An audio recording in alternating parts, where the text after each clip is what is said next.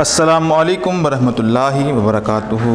بسم اللہ الرحمن الرحیم۔ ڈیئر اسٹوڈنٹس، آج ہم پڑھیں گے 10th کلاس کی ایجوکیشن کو۔ ہم پڑھیں گے ایجوکیشن کا جو چیپٹر نمبر ہے وہ کائنڈلی نوٹ کر لیں۔ چیپٹر نمبر 7 ہے نصاب تعلیم، ٹھیک ہے، یہ 10th کلاس کا۔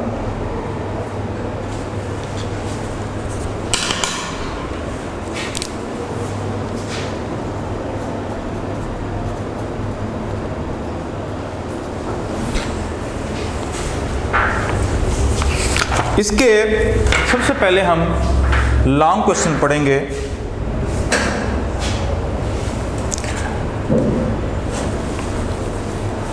لانگ کوشچن نمبر 1 کیا ہے؟ نصاب کا مفہوم بیان کیجئے۔ اس کے تقریباً 6 لانگ کوشچن ہیں، ہم اس کو پڑھیں گے، اس کے بعد پھر شارٹ کی طرف ہم جائیں گے۔ پہلا ہمارا کوشچن ہے نصاب کا مفہوم۔ نصاب کیا ہوتا ہے؟ نصاب کسے کہتے ہیں؟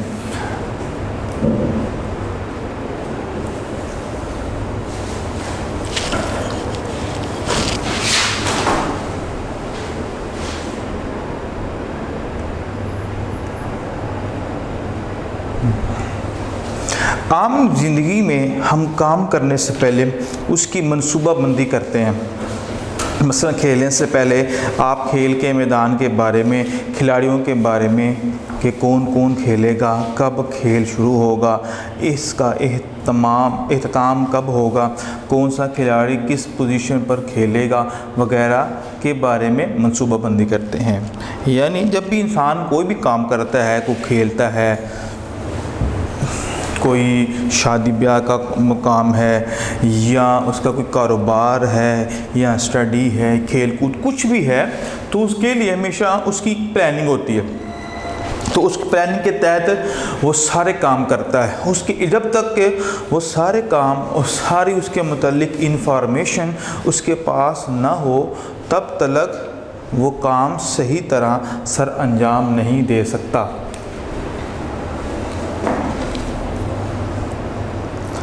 اسی طرح علم کو طلباء تک منتقل کرنے کے لیے بھی باقاعدہ منصوبہ بندی کی جاتی ہے کہ کون سی جماعت کے طالب علم کو کیا پڑھایا جائے گا، پڑھانے کا دورانیہ کتنا ہوگا، پڑھانے کا طریقہ کار کیا ہوگا، کون کون سی ذہنی صلاحیتیں اور مہارتیں پیدا کی جائیں گی۔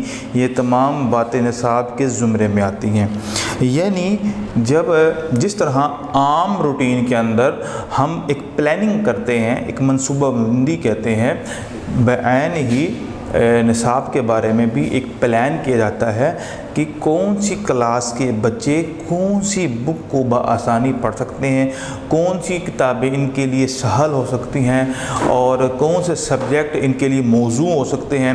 کہیں ایسا نہ ہو کلاس چھوٹی ہو اور ان کے اوپر جو برڈن ہے وہ زیادہ ہو، جس کی وجہ سے بچہ جو ہے وہ صحیح پڑھ نہ پائے۔ تو نصاب کا بڑا اہم کردار ہے انسان کی عملی زندگی کی تشکیل نو کی۔ مختصر یوں کہا جا سکتا ہے کہ وہ ساری آموزش، ٹھیک ہے، آموزش مطلب جو انسان سیکھتا ہے، جو مدرسہ کی منصوبہ بندی کے تحت حاصل ہو، خواہ وہ انفرادی شکل میں ہو یا گروہی شکل میں ہو، یعنی کہ جو اجتماعی شکل ہوتی ہے، خواہ مدرسہ کے اندر ہو یا مدرسہ کے باہر نصاب کا حصہ ہوتی ہیں۔ یعنی نصاب کا فقط مطلب تعلیم کے حوالے سے نہیں ہوتا ہے، بلکہ نصاب ایک مجموعی لفظ ہے، اور اس میں ہر وہ چیز آ جاتی ہے جس کے لیے انسان پلاننگ کرتا ہے، منصوبہ بندی کرتا ہے، اور اس کے لیے پھر حکمت عملی جو ہے وہ یا لائحہ عمل تیار کرتا ہے۔ اگر بچوں کو مدرسے سے باہر تعلیمی سلسلے میں اسکول کی انتظامیہ کی نگرانی میں لے جایا جائے تو وہ بھی نصاب کا حصہ کہلائے گا۔ یعنی کہ اگر آپ اس کو آسان الفاظ میں اگر میں آپ کو سمجھاؤں تو یہ ہوتا ہے جس طرح مختلف اسکول اور کالجز اور یونیورسٹی جو تعلیم کے ساتھ ساتھ ان کا کھیلوں کا بھی ایک نصاب ہوتا ہے، اسپورٹ ڈے ہوتا ہے، اور اس کے علاوہ اسکول کے اندر مختلف گیم شو ہوتے ہیں، یا اس کے علاوہ کوئی سیر کرنے کے لیے جاتے ہیں دوسرے شہروں میں یا دوسرے علاقوں میں، پہاڑی علاقوں میں وزٹ کرنے کے لیے، تو یہ سارے کے ساری یہ چیزیں جو ہیں وہ اس کے نصاب کا حصہ ہوتی ہیں۔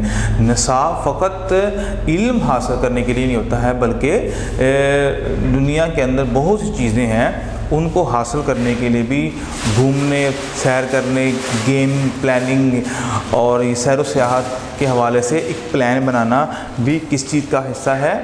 نصاب کا حصہ ہوتا ہے۔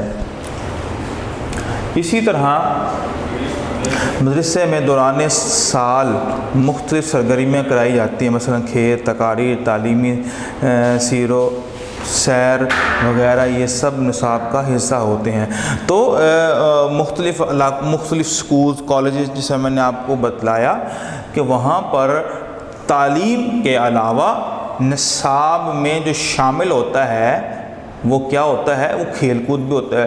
بچے، آپ نے دیکھا ہوگا کہ بچے تقاریر کے اندر بھی حصہ لیتے ہیں، بچے کوئی ڈرامہ وغیرہ ہوتا ہے اس میں بھی حصہ لیتے ہیں، اسکول کی طرف سے جو بھی شو ہوتے ہیں یا اینول فنکشن کے اوپر، یا درمیان میں کوئی مڈ ٹرم ہو گیا، یا اس طرح کے کوئی بھی پروگرام ہو گئے جس میں بچے پرفارم کرتے ہیں، اور خاص طور پر یہ اینول فنکشن ہوتا ہے، اور اس کے علاوہ کھیل کود ہوتا ہے اور ادبی پروگرام ہے، اور اس طرح کے مختلف پروگرام جو کہ تعلیمی ادارے سے منسلک بھی ہوتے ہیں وہ بھی ہمارے نصاب کا حصہ ہوتا ہے۔ تو اس کو کیا کہتے ہیں؟ نصاب۔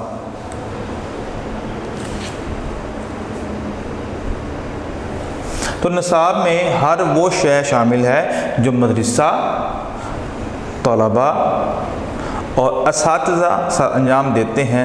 نصاب اس بات کی نشاندہی بھی کرتا ہے کہ تدریس کے نتیجے میں طلباء کو کس درجہ کا تعلم حاصل ہوگا، یعنی کہ جو ہم پڑھا رہے ہیں بچے کو، اس کو کس لیول تک اس کی سمجھ لگ رہی ہے، کیا اس کا جو سیکھنا ہے وہ کہیں ضائع تو نہیں ہو رہا ہے، کہیں وہ ساری کی ساری جو محنت ہے اس کی ڈوب تو نہیں جائے گی۔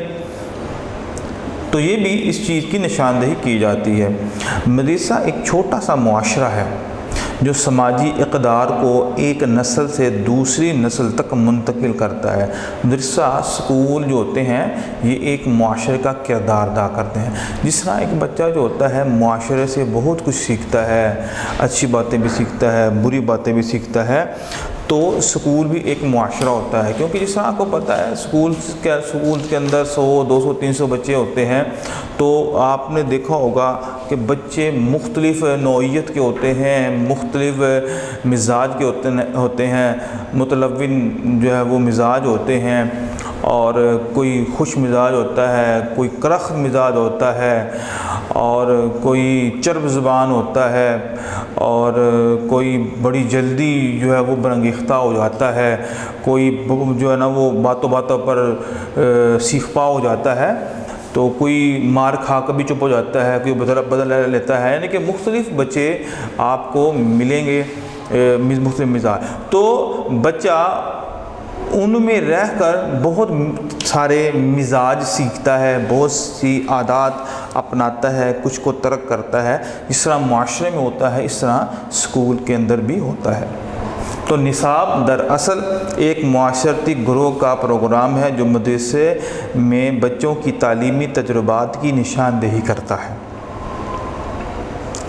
جس طرح آپ جب تک کھیل کی باقاعدہ منصوبہ بندی نہ کر لیں اس وقت تک آپ جیت نہیں سکتے۔ یہ جو پلاننگ ہوتی ہے، جیسے ہم پلاننگ کرتے ہیں، اگر آپ نے دیکھا ہے کہ ٹیم بڑی تگڑی ہے اور آپ کے زیادہ چانسز ہیں ہرانے کی، تو ہار جانے کے زیادہ چانسز ہیں، تو آپ کیا کرتے ہیں؟ ایک پلان کرتے ہیں کہ ہم فلان جو پلیئر ہے اگر ہم اس کو آؤٹ کر لیتے ہیں تو ہم میچ جیت سکتے ہیں، ہمارے میچز جیتنے کے جو چانسز ہیں وہ کافی حد تک بڑھ جا سکتے ہیں۔ تو لہٰذا پھر وہ پلاننگ کی جاتی ہے۔ تو تعلیم کے حوالے سے بھی اسی طرح کی ہی پلاننگ کی جاتی ہے۔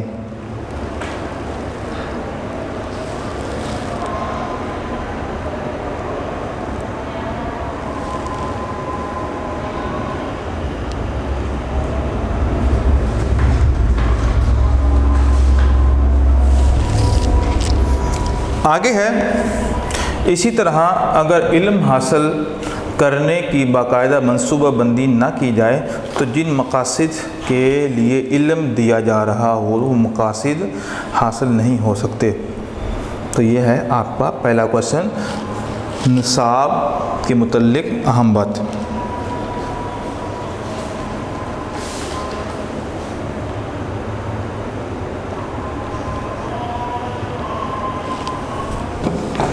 آگے ہم کوشچن نمبر 2 پڑھتے ہیں۔ نصاب تعلیم میں کیا کیا سرگرمیاں ہیں اور تجربات شامل کیے جاتے ہیں، یعنی کہ کیا کیا سرگرمیاں ہوتی ہیں نصاب کے اندر، نصاب تعلیم کے اندر، اور تجربات، اور کون کون سے تجربات جو ہے وہ شامل کیے جاتے ہیں۔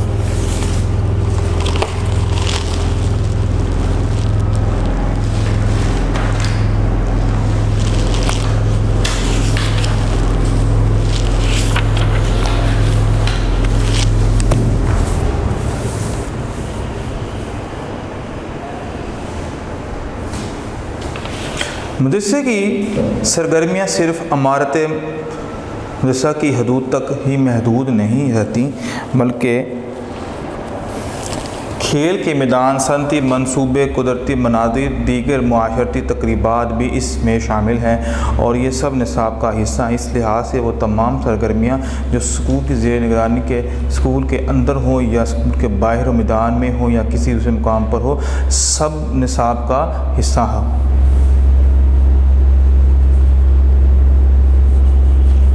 تو ہم نے اس میں کیا سیکھا کہ نصاب تعلیم کے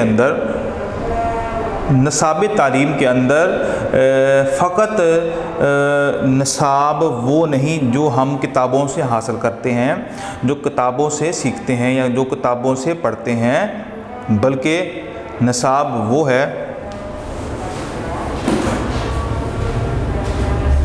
تو یہاں سے شروع کرتے ہیں۔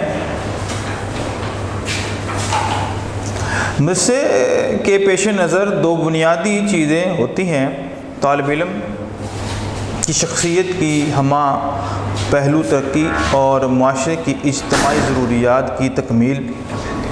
یہ مقاصد صرف کتاب پڑھ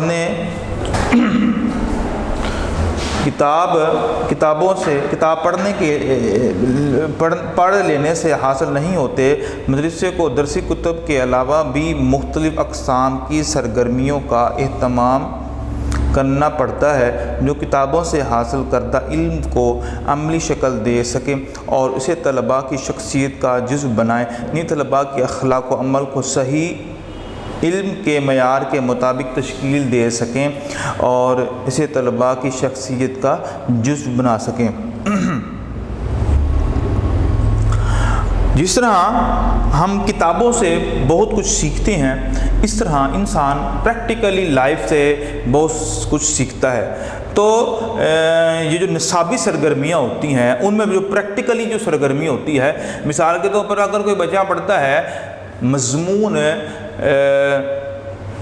ہسٹوریکل جو پلیسز ہیں، جیسا کہ شاہی مسجد ہے اور بابری مسجد ہے اور تاج محل ہے اور اس کے علاوہ مسجد اقصیٰ ہے، یا اگر ہم ملکی حوالے سے بات کریں تو پاکستان میں بہت سی ایسی جگہ ہے، بہت سے ایسے زبردست فورٹ ہیں، جیسا کہ شیخ پورہ کے اندر ہے، اس طرح شاہی قلعہ ہے، بہت سے قلعے جو ہے وہ پاکستان کے اندر قلعہ روہتاس ہے موجود ہے۔ تو اس کو اگر انسان پڑھ کے ساتھ ساتھ پریکٹیکلی بھی اس پر عمل کرے، اس کو دیکھے جا کے، تو بنسبت کتاب پڑھنے کے دیکھنے سے زیادہ انسان کو اس کی سمجھ لگے گی اور اس پر انسان زیادہ فوکس کر سکے گا۔ آگے ہے مدرسہ کی سرگرمیاں صرف عمارت مدرسہ کی حدود تک ہی محدود نہیں رہتی، بلکہ کھیل کے میدان، صنعتی منصوبے، قدرتی مناظر اور دیگر معاشرتی تقریبات بھی اس میں شامل ہیں۔ یہ نصاب کا حصہ ہیں، اس لحاظ سے وہ تمام سرگرمیاں جو اسکول کی زیر نگرانی اسکول کے اندر ہوں یا اسکول کے باہر کھیل کے میدان میں ہوں یا کسی دوسرے مقام پر، سب نصاب کا حصہ ہیں۔ ماہرین تعلیم یہ سوچنے پر مجبور ہیں کہ آئندہ کے لیے طلباء کو کس قسم کی تعلیم کی ضرورت ہوگی اور موجودہ نظام میں سے کن کن غیر ضروری باتوں کو خارج کرنا ہوگا. یعنی کچھ باتیں ایسی ہیں جو پرانی ہو چکی ہوئی ہیں اور کچھ کون سی ایسی باتیں ہیں جو نئی ہیں اور جو نئے طلباء جو آنے والے مستقبل کے اندر جو آنے والے طلباء ہیں ان کے لیے وہ زیادہ فائدہ مند ہو. تو ماہرین جو ہے وہ اب اس پر سوچ رہے ہیں. نصاب متعین کرنے کے لیے وہ جو ہے وہ مسلسل کوشش کر رہے ہیں کہ اب کون سی ایسی مفید باتوں کو اس میں شامل کیا جائے جس سے بچوں کو سیکھنے کے عمل میں بہت زیادہ بھی اضافہ بھی ہو اور وہ زیادہ ان کے لیے مفید بھی ہو.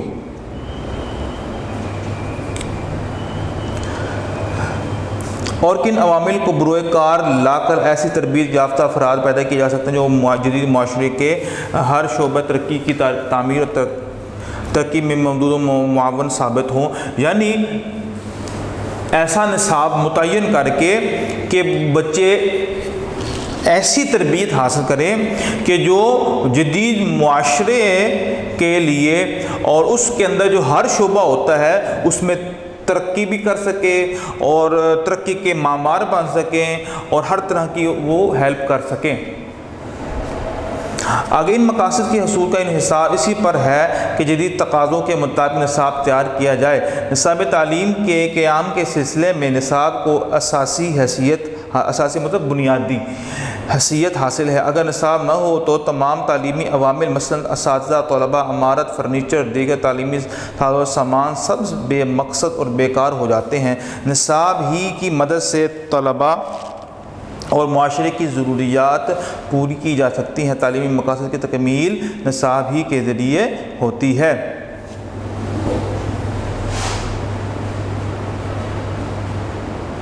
تو یہ بیٹا ہمارا یہاں پر آنسر کمپلیٹ ہوتا ہے.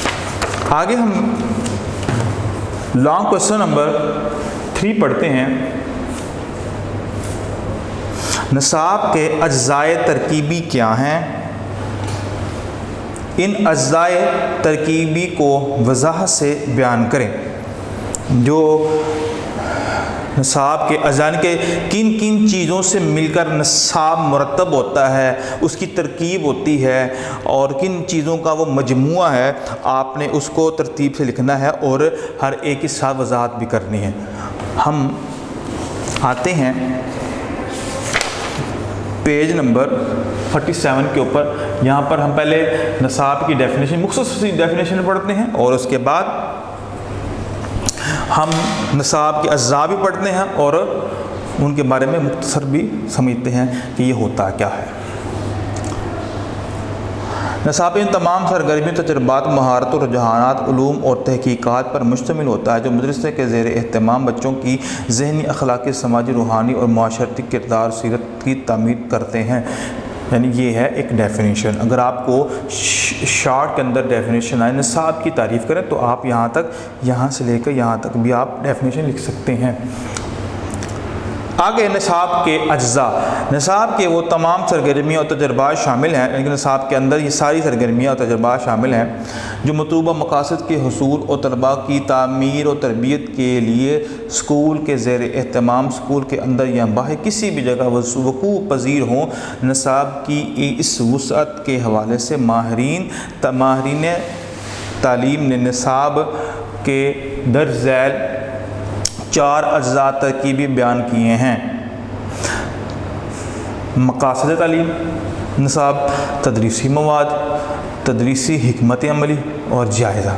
یعنی کہ یہ 4 چیزیں ہیں جو نصاب کہلاتی ہیں، جن سے نصاب تیار ہوتا ہے. یعنی کہ ایسے ہی نہیں کسی کتاب کو متعین کر دیا جاتا ہے اور بچوں کو دے دی جاتی ہے کہ بچے اسے پڑھیں، بلکہ اس کے حوالے سے ایک پلاننگ ہوتی ہے اور اس کے بعد پھر اس کے نتائج بھی جو ہے وہ اس پر دیکھے جاتے ہیں اور مواد بھی کون سا ہونا چاہیے. پہلے تو سبجیکٹ تیار کیا جاتا ہے، پھر اس کے مقاصد تیار کیے جاتے ہیں، پھر اس کے بعد اس کے حوالے سے جو مواد ہوتا ہے، پھر اس کو جو پڑھانے کا جو طریقہ کار ہوتا ہے، پھر اس کا جو آخر میں جائزہ ہم لیتے ہیں. تو یہ طریقہ کار ہے. پھر میں آپ کو ایک ایک کر کے وضاحت کرتا ہوں۔ سب سے پہلا ہے مقاصد، مقصد کی جمع مقاصد نصاب۔ جو ہمارا جو آبجیکٹیو ہوتا ہے، جو مقصد ہوتا ہے وہ کیا ہے، نصاب کا مقصد کیا ہونا چاہیے۔ جس طرح عمارت نقشے کے بغیر نہیں بن سکتی، اسی طرح نصاب کی عمارت بھی مقاصد کے واضح تعین کے بغیر تعمیر نہیں ہو سکتی۔ اگر محنت و ذہانت اور بصیرت سے قابل عمل مقاصد کی تیاری ہو جائے تو نصاب کے باقی مراحل کامیابی سے طے ہو جاتے ہیں۔ یعنی اگر ہم کوئی بھی نصاب تیار کرتے ہیں تو سب سے پہلے اس نصاب کا مقصد بھی متعین کرنا چاہیے۔ جس طرح کوئی بھی عمارت کا جو نقشہ تیار ہوتا ہے تو ایک پلاننگ کے تحت ہوتا ہے اور اس کا مقصد بھی ہوتا ہے، اور بے مقصد جو بھی ہو چیزیں تو وہ فائدہ کن نہیں ہوتی ہے بلکہ نقصان دہ ہوتی ہے عمومی طور پر۔ تعلیمی مقاصد کا تعین حکومت اپنی قومی پالیسیوں کے ذریعے کرتی ہے۔ جس قسم کا معاشرہ اور اس کی اقدار ہوں گی، اس قسم کے مقاصد تعلیم ہوں گے اور انہی کے پیش نظر نصاب سازی کی جائے گی۔ مثلا ایک صنعتی معاشرے اور زرعی معاشرے کے مقاصد تعلیم میں واضح فرق ہوتا ہے۔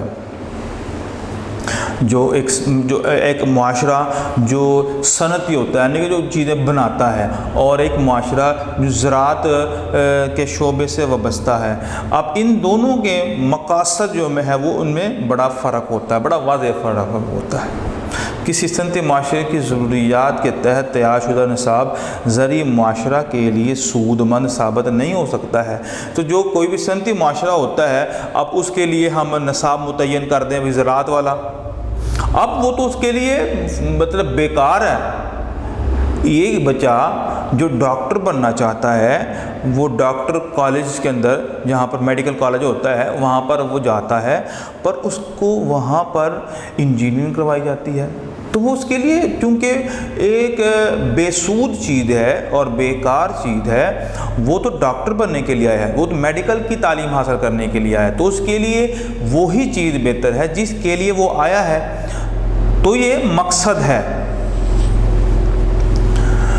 بعض اوقات حالات بھی تعلیمی مقاصد کو متاثر کرتے ہیں، اس لیے ضروری ہے کہ نصاب سازی کے وقت اس امر کو پیش نظر رکھا جائے۔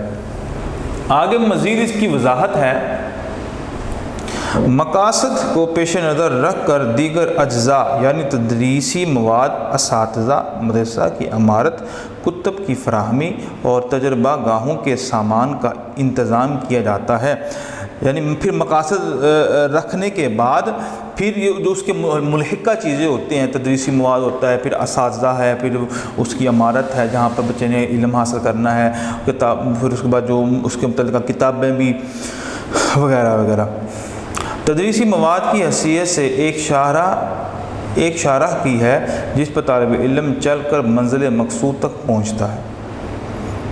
تو یہ تدریسی مواد کے بارے میں ہم تفصیل سے پڑھیں گے، تو ویسے ہی انہوں نے ایک جملہ معترضہ کے طور پر اس کی وضاحت کر دی ہے۔ تو اگر یہ جو پوائنٹ ہے اس کو آپ نے نہیں کرنا، اس کو کٹ کر دینا ہے آپ نے۔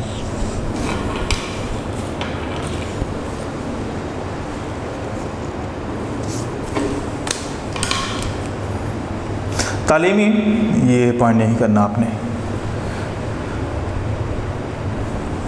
تعلیمی مقاصد کو مد نظر رکھ کر مضامین یا تجربات کا چناؤ کیا جاتا ہے کہ کس جماعت میں کون سے مضامین پڑھائے جانے چاہیے یا طلباء کو کن تجربات سے گزارنا چاہیے، پھر مضامین کے علیحدہ علیحدہ مقاصد کا تعین کیا جاتا ہے۔ تو بیٹا ہم نے آج ابھی پڑھا مقاصد نصاب کہ مقصد جب تک اس نصاب کا نہیں ہوگا تب تک وہ بے سود ہے، اور طلباء کی ذہنی استعداد کے مطابق بھی ہونا چاہیے۔ کہیں ایسا نہ ہو کہ بچے کے لیے جو چیز مفید ہے اس کو پھر غیر مفید چیز دے دیا جائے، غیر مفید مواد اس کو دے دیا جائے۔ تو یہ ہم نے اب پڑھا مقاصد نصاب۔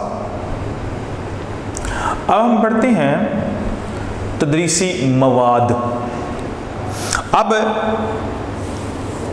جو ہم نے مقصد متعین کر لیا کہ بھئی اس کا یہ مقصد ہے، اس کو پڑھ کر، اس بک کو پڑھ کر یہ مقصد حاصل ہوتا ہے. اب اس سبجیکٹ کے حوالے سے پھر مواد بھی ہونا چاہیے. یعنی وہ جو جس طرح میں آپ کو پڑھا رہا ہوں یہ سب کچھ ایک مواد ہے.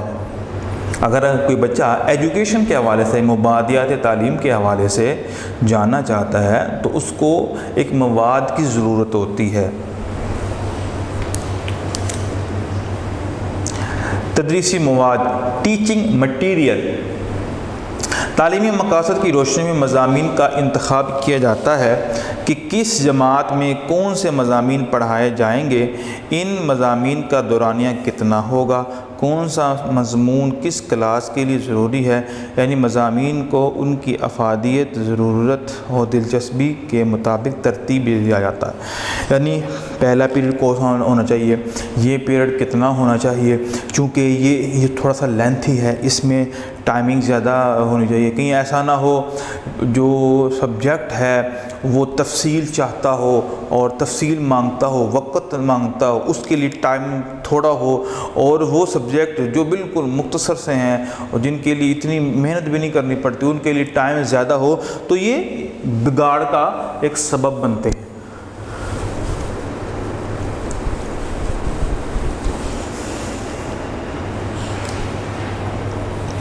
مضامین کی روشنی میں تدریسی مواد کا انتخاب کیا جاتا ہے. اس بات کا خیال رکھا جاتا ہے کہ تدریسی مواد سے علم، مہارتیں اور رویوں میں کس طرح تبدیلی لانا مقصود ہے. اب بچہ جو پڑھتا ہے اس کا جو اثر ہوتا ہے بچے کے اوپر ضرور ہوتا ہے. جو اس نے پڑھا، جو اس نے سیکھا، تو ڈیفینیٹلی اس کا ایک اثر ہوتا ہے، اس کی ایک تاثیر ہوتی ہے جو بچہ سیکھتا ہے. آگے ہے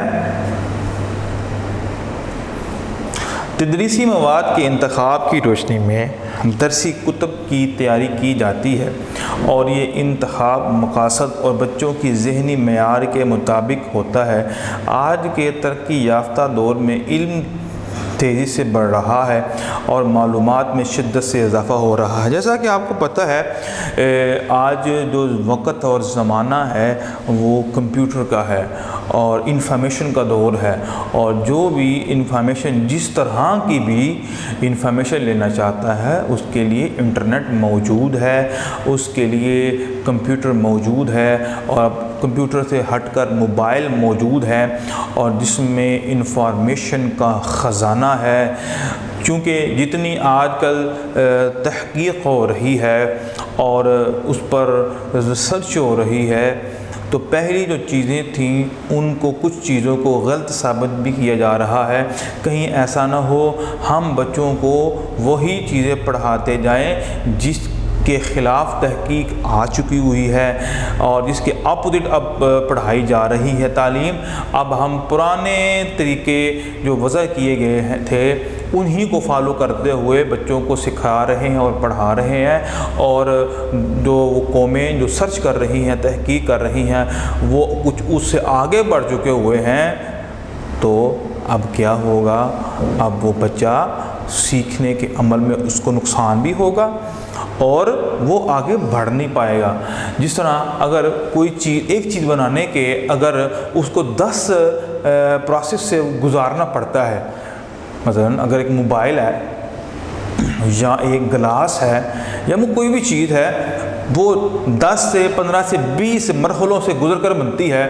اب جدید دور کے تقاضوں کے مطابق اب طریقہ کار اب وہ 5 سے لے کر 10 تک وہ مختلف مراحل سے گزر کر بن جاتی ہے. یعنی کہ پہلے اگر وہ 1 گھنٹے کے اندر بنتی تھی، اب وہ آدھے گھنٹے کے اندر بن رہی ہے.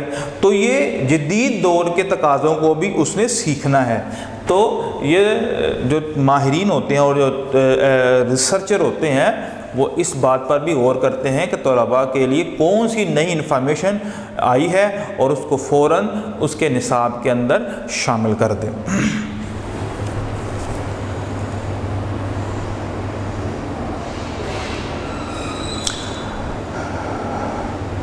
تدریسی مواد کے انتخاب کی روشنی میں درسی کتب کی تیاری کی جاتی ہے اور یہ انتخاب مقاصد اور بچوں کے ذہنی معیار کے مطابق ہوتا ہے۔ آج کے ترقی یافتہ دور میں علم تیزی سے بڑھ رہا ہے اور معلومات میں شدت سے اضافہ ہو رہا ہے۔ اس کے پیش نظر ماہرین کے سامنے سب سے بڑا مسئلہ یہ ہوتا ہے کہ وہ علوم کے ذخیرہ میں کون سے اجزاء نصاب میں شامل کیے جائیں اور کن اجزاء کو نظر انداز کر دیں۔ ویسے بھی کسی بھی جماعت کے لیے کسی مضمون میں اس مضمون کا تمام مواد شامل نہیں کیا جا سکتا، اس لیے چونکہ بیٹا یہ اس لیے ہے تمام کو کہ اگر ایک ٹاپک کے متعلق ہر بات ایک کتاب کے اندر ذکر کی جائے تو پھر وہی ٹاپک جو ہے وہ ایک مکمل کتاب بن جاتا ہے۔ تو اس لیے اس ٹاپک کے اندر جو سب سے امپورٹنٹ اور سب سے اہم چیز جو ہوتی ہے وہی کتاب کے اندر ذکر کی جاتی ہے۔ یہ ہے چھوٹی کلاسوں کے حوالے سے۔ پھر جب بچہ نیکسٹ لیول میں جاتا ہے پھر اس سے کچھ زیادہ وہ سیکھتا ہے، اور پھر جب نیکسٹ کلاس میں جاتا ہے پھر اس سے کچھ زیادہ سیکھتا ہے، یعنی کہ درجہ بدرجہ بتدریج، آہستہ آہستہ، سلو اور وقتاً فوقتاً وہ جو آگے بڑھتا ہے وہ جو انفارمیشن ہوتی ہے وہ زیادہ سیکھتا ہے، چونکہ چھوٹی کلاسز کے اندر جو انفارمیشن ہوتی ہے وہ کم ہوتی ہے، کیونکہ بچوں کی جو یاد کرنے کی جو استعداد ہوتی ہے، طاقت ہوتی ہے، وہ بڑی کم ہوتی ہے، تو ان کے ایک ذہنی لیول کے اعتبار سے ان کے لیے متعین کیا جاتا ہے تدریسی مواد جو ہوتا ہے۔ اور جو بچہ بڑھتا ہے آگے کلاسیں میں جاتا ہے، 5ویں 6ویں 7ویں 8ویں پھر 9 10 میں جب بچہ جاتا ہے تو اس کے لیے کچھ زیادہ نصاب ہو جاتا ہے۔ پھر اس کے بعد جب وہ فرسٹ ایئر سیکنڈ ایئر میں جاتا ہے تو وہ چیزیں پڑھتا ہے جو اس نے 9 10 میں بھی نہیں پڑھی ہیں۔ جب وہ پھر BSc یا آتا ہے 4th میں جاتا ہے تو وہ FSc سے زیادہ نالج وہاں پر پڑھتا ہے۔ تو یہ سارے کام یہ مرتب کرنا یہ اہل نصاب کا کام ہے۔ یہ کالج اور یونیورسٹیاں ادارے جو اس کے لیے مختص کیے گئے ہیں جو بڑی بترتیب اور بڑے زبردست انداز سے اس نصاب کو مرتب کرتے ہیں۔ ویسے بھی جب کسی جماعت کے لیے کسی مضمون میں اس مضمون کا تمام مواد شامل نہیں کیا جا سکتا، اس لیے ضروری ہے کہ ماہرین نصاب نفس مضمون کے مختلف جماعتوں میں اس طرح تقسیم کریں کہ طلباء کی ذہنی سطح یعنی کہ طلباء اس قابل ہیں کس چیز کو یاد کر سکیں۔ اب اگر ایک 9 10 کا بچہ ہے اس کو اگر جو MSc کے میتھ کے کوشچن دے دی جائیں تو ظاہر سی بات ہے وہ اس کی عقل سے ماوراء ہے، وہ نہیں کر پائے گا۔ عمر اور اہلیت کے مطابق رکھتا ہو۔ اس کے ساتھ یہ بھی ضروری ہے کہ نصاب میں شامل تعلیمی مواد میں تسلسل بھی قائم رہے۔ نصابی مواد کا انتخاب کرتے ہوئے ضروریات کی تکمیل، نسل کی بقا، بہتر سماجی روابط اور روزگار کی فراہمی کو مد نظر رکھا جاتا ہے۔ تو یہ ساری باتیں تدریسی مواد کا حصہ ہیں کہ تدریسی مواد کیسا ہونا چاہیے، اس میں کون کون سی باتیں شامل ہیں۔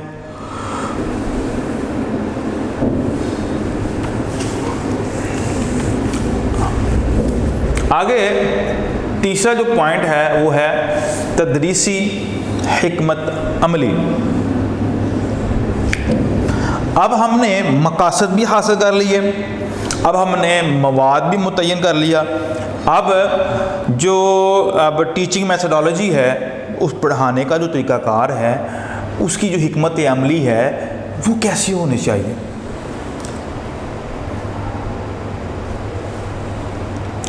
تدریسی مواد کے انتخاب کے بعد سب سے اہم مرحلہ اس کی تدریس مواد کو احسن طریقے سے طلباء تک پہنچانا ہے۔ اب ہم نے متعین کر لیے، مقاصد بھی متعین کر لیے، اب ہم نے تدریس بھی۔ اب ایسا تو نہیں ہے کہ جو ہم نے ٹیچر لگایا ہے اس سبجیکٹ کو پڑھانے کے لیے کیا وہ اس قابل بھی ہے کہ یہ سبجیکٹ پڑھا سکے۔ اگر تو وہ قابل ہے پڑھانے تو وہ اساتذہ جو ہیں وہ بچوں کے لیے بڑا مفید اور بچے بھی بہت استفادہ کریں گے اور بڑا ایک عمدہ کام چلے گا۔ لیکن اگر ایک جو ٹیچر ہوتا ہے وہ اس کام کے لیے بنا ہی نہیں ہے، وہ سبجیکٹ اس کے لیے ہے ہی نہیں ہے، اور اس کو سونپ دیا جاتا ہے، تو گویا کہ بچوں کے اوپر یہ ظلم ہوتا ہے، کیونکہ وہ چونکہ اس فیلڈ کے اندر مہارت ہی نہیں رکھتا ہے، اس نے یہ پڑھا ہی نہیں ہوا ہے، لہذا یہ نقصان دہ ثابت ہوگا۔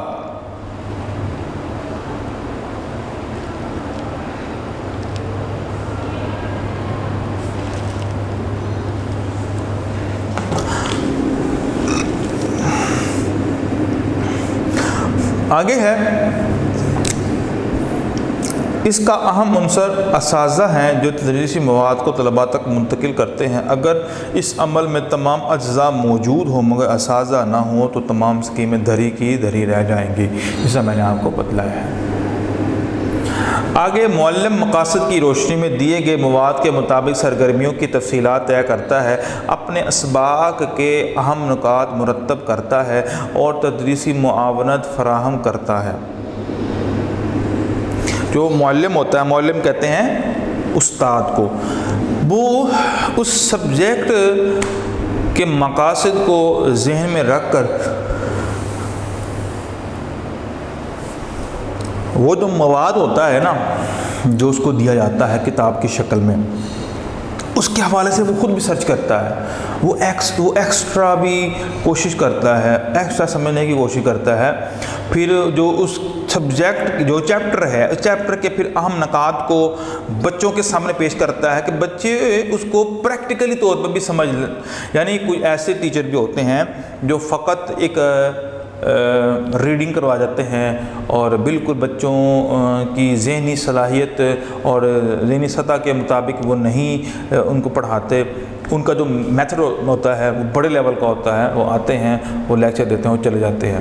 تو بچے کی ذہنی طاقت کے مطابق اگر ایک استاد، ایک معلم وہ سمجھاتا ہے تو یہ زیادہ مؤثر ثابت ہوتا ہے بنسبت اس ٹیچر کے جو فقط ایک ریڈنگ کر جاتا ہے اور کوئی نکات نہیں لکھتا ہے اور اس حوالے سے کوئی بھی سرچ نہیں کرتا ہے۔ نصاب ہی کے ذریعے استاد کو معلوم ہوتا ہے کہ مختلف درجوں کے بچوں کی انفرادی خصوصیات اور علمی معیار کے مطابق کون سا مواد ہے اور کس طریقے سے پڑھانا ہے۔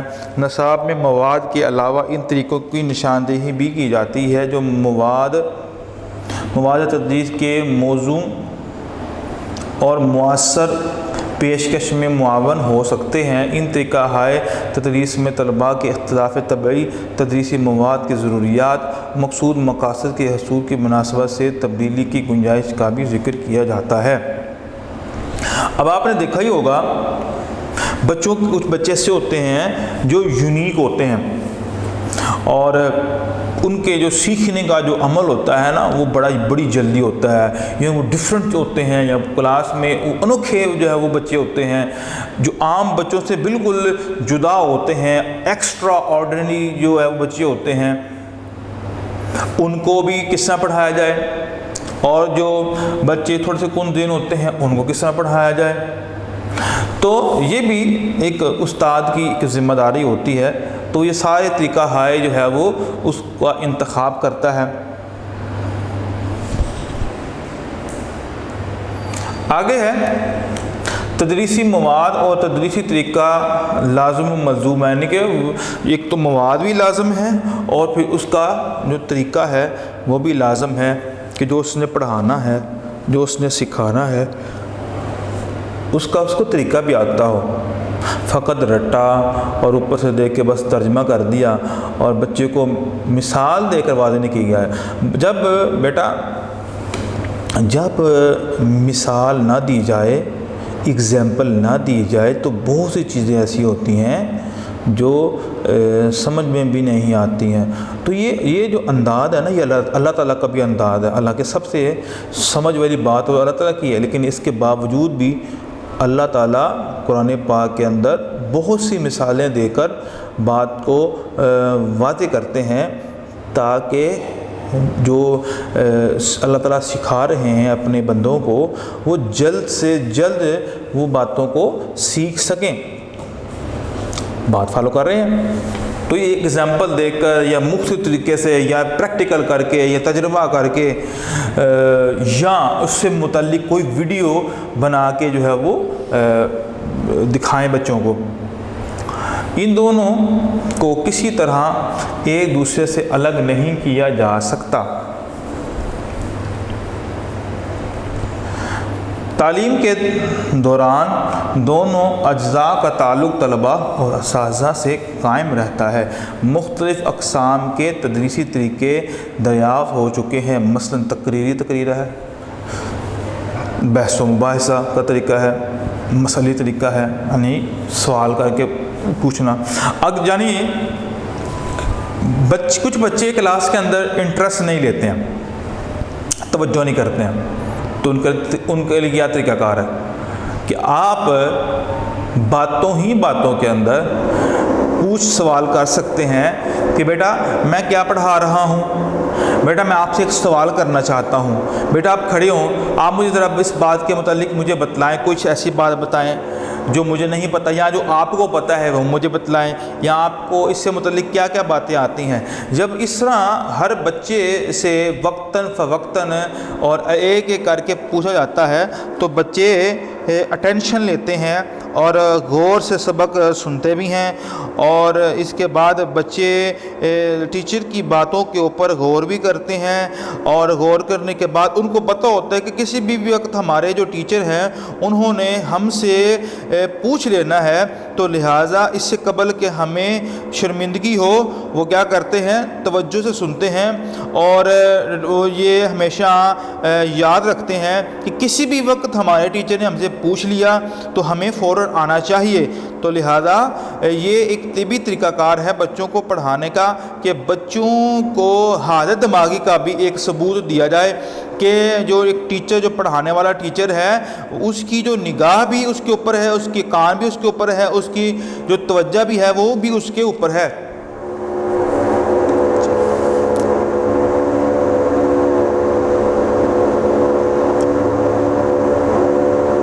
इन तरीक़ा हाय तदरीस में तलबा की इख्तिलाफ़ी तबी मवाद की ज़रूरियात और मकसूद मकासद के हसूल के मुनासिब तब्दीली गुंजाइश का भी ज़िक्र किया जाता है। तो ये बेटा आप अगर यहाँ से कर सकते हैं तभी ठीक है, अगर ये भी कर सकते हैं। इन दोनों को किसी तरह एक दूसरे से अलग नहीं किया जा सकता। तालीम के दौरान दोनों अज्जा का ताल्लुक़ तलबा और असातिज़ा से कायम रहता है। मुख्तलिफ़ अक़साम के तदरीसी तरीक़े दरियाफ़्त हो चुके हैं। मसलन तकरीर तरीक़ा, बहस व मुबाहिसा का तरीक़ा, मसली तरीक़ा, मनसूबी तरीक़ा, टीम टीचिंग वगैरह। कोई भी एक तरीक़ा तदरीस जो 100% दुरुस्त या बेहतरीन नहीं होता, बल्कि मुख्तलिफ़ तरीक़ा हाय तदरीस मुख्तलिफ़ सूरतों में बेहतर साबित हो सकते हैं। तो लिहाजा एक टीचर के पास बहुत से तरीक़े होते हैं बच्चों को पढ़ाने के लिए, बच्चों को समझाने के लिए, ताकि बच्चे कोई ना कोई एक जो तरीक़ा होता है उसको फॉलो कर लें, उसको समझ लें। आखिरी हमारा जो है अज्ज़ाए निसाब का, ठीक है, वो है जायज़ा।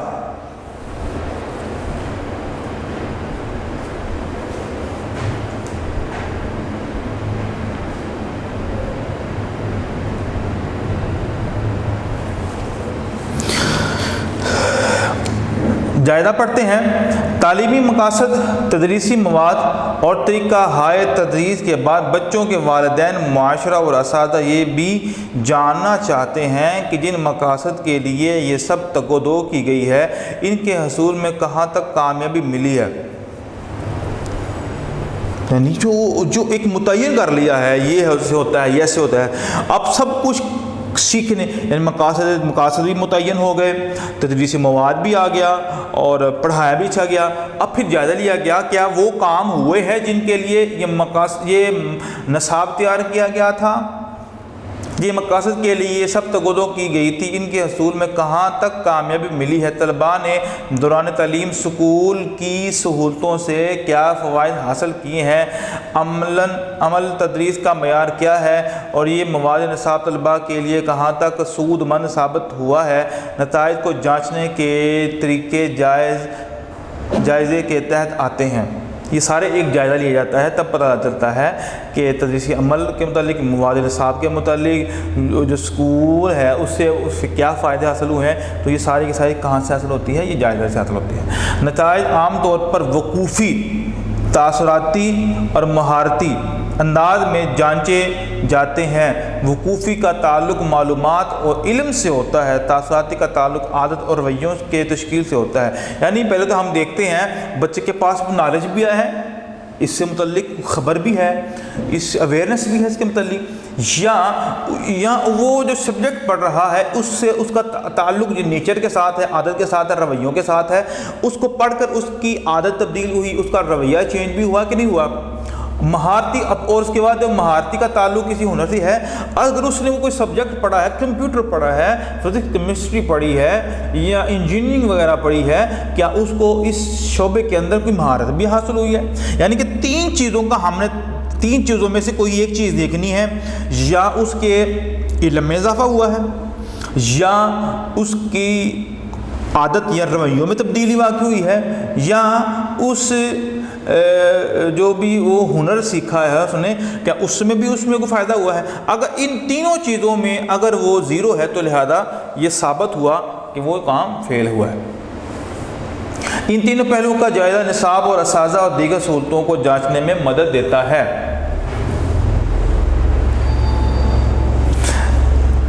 جائزہ ایک ایسی سرگرمی ہے جس سے حاصل کردہ نتائج طلباء کے اکتساب میں خوبیوں اور کمزوریوں کی نشاندہی کرنے کے علاوہ نصاب کی خوبیوں اور خامیوں کو بھی عیاں کرتے ہیں۔ جائزہ آئندہ نصاب سازی میں بہت اہم کردار ادا کرتا ہے، یوں نصاب سازی کے عمل کا اہم حصہ بن جاتا ہے۔ تو بیٹا ہم نے اب نصاب کے بارے میں بھی پڑھ لیا ہے کہ نصاب کا مکمل جو لانگ کوسچن پڑھ لیا ہے۔ جائزہ تک اس کی جو چار جو اجزاء تھے، پہلا جز جو تھا وہ مقاصد تعلیم تھا، دوسرا جو جز تھا وہ تدریسی مواد تھا، تیسرا تھا تدریس حکمت عملی، اور چوتھا جو ہم نے ابھی پڑھا ہے وہ ہے جائزہ۔ تو یہ چار اجزاء ہیں نصاب کے۔ تو نصاب کو متعین کرنے کے لیے ہمیں ان چار چیزوں کو ضرور دیکھنا اور پرکھنا ہوتا ہے۔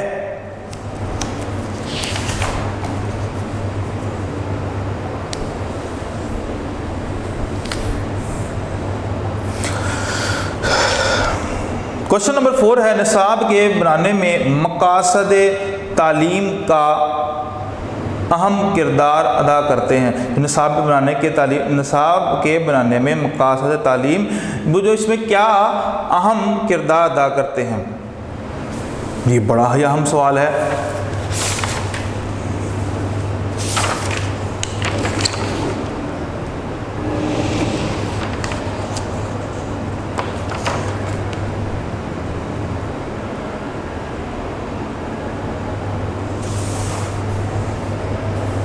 تو بیٹا یہ ہم نے جو کہ پہلے بھی پڑھا تھا مقاصد تعلیم، تو لہٰذا یہ سوال اگین یہاں سے لے کر آپ نے یہاں تک پڑھنا ہے۔ مقاصد نصاب یعنی کہ مقاصد تعلیم، وہ جو تعلیم حاصل کر رہا ہے یا وہ جو نصاب پڑھ رہا ہے، بھئی اس کا مقصد کیا ہے، وہ کیا اہم کردار ادا کر سکتا ہے۔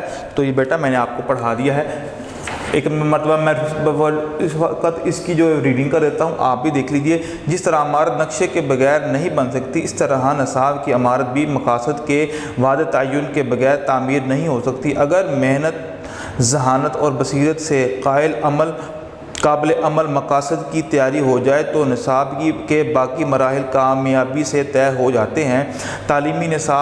تعلیمی مقاصد کا تعین حکومت اپنی قومی پالیسیوں کے ذریعے کرتی ہے۔ جس قسم کا معاشرہ اور اس کی اقدار ہوں گی، اس قسم کے مقاصد تعلیم ہوں گے، اور انہیں کے پیش نظر نصاب سازی کی جائے گی۔ مثلا ایک صنعتی معاشرے اور زرعی معاشرے کے مقاصد تعلیم میں واضح فرق ہوتا ہے۔ کسی صنعتی معاشرے کی ضروریات کے تحت تیار شدہ نصاب زرعی معاشرے کے لیے سود مند ثابت نہیں ہو سکتا۔ اسی طرح زرعی معاشرہ کا نصاب صنعتی معاشرے کے لیے بیکار ہوگا۔ بعض اوقات حالات بھی تعلیمی مقاصد کو متاثر کرتے ہیں، اس لیے ضروری ہے کہ نصاب سازی کے وقت اس امر کو پیش نظر رکھا جائے۔ آگے مقاصد کو پیش نظر رکھ کر دیگر اجزاء یعنی تدریسی مواد، اساتذہ مدرسہ کی عمارت، کتب کی فراہمی اور تجربہ گاہوں کے سامان کا انتظام کیا جاتا ہے۔ تدریسی مواد کی حیثیت سے ایک شاہراہ کی ہے، ٹھیک ہے، تدریسی مواد کی جو حیثیت ہے وہ ایک شاہراہ کی ہے جس پر طالب علم چل کر منزل مقصود تک پہنچ جاتا ہے۔ تعلیمی مقاصد کو مد نظر رکھ کر مضامین یا تجربات کا چناؤ کیا جاتا ہے کہ کس جماعت میں کون سے مضامین پڑھائے جانے چاہیے یا طلباء کو کن تجربات سے گزارنا چاہیے۔ پھر مضامین کے علیحدہ علیحدہ مقاصد کا تعین کیا جاتا ہے۔ آگے ہے تعلیم میں اصل شے مقاصد ہوتے ہیں اور تدریس محض مقاصد کے حصول کی ایک کوشش ہے۔ وقت گزرنے کے ساتھ ساتھ معاشرہ میں تبدیلیاں واقع ہوتی ہیں، معاشرہ میں تبدیلیوں کے ساتھ ساتھ مقاصد میں بھی تبدیلیاں واقع ہوتی ہیں اور مقاصد کی تبدیلیاں مضامین میں تبدیلیوں کا باعث بنتی ہے۔ تو یہ بیٹا یہ تعلیم کا مقصد ہے، یہ جو ہم نے پڑھا لام کو تعلیم یا مقاصد تعلیم، تو یہ آپ نے یاد کرنا ہے۔ یہ پچھلے سوال کا ہی ایک حصہ ہے، جز ہے۔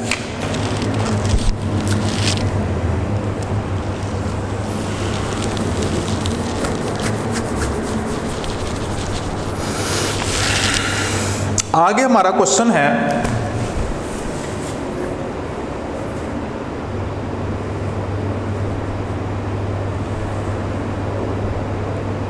اجزائے ترکیبی نصاب میں ربط سے کیا مراد ہے؟ جو اجزائے ترکیبی ہیں جو ہم نے پڑھے ہیں ابھی، اس میں نصاب ترکیبی نصاب میں ربط سے کیا مراد ہے؟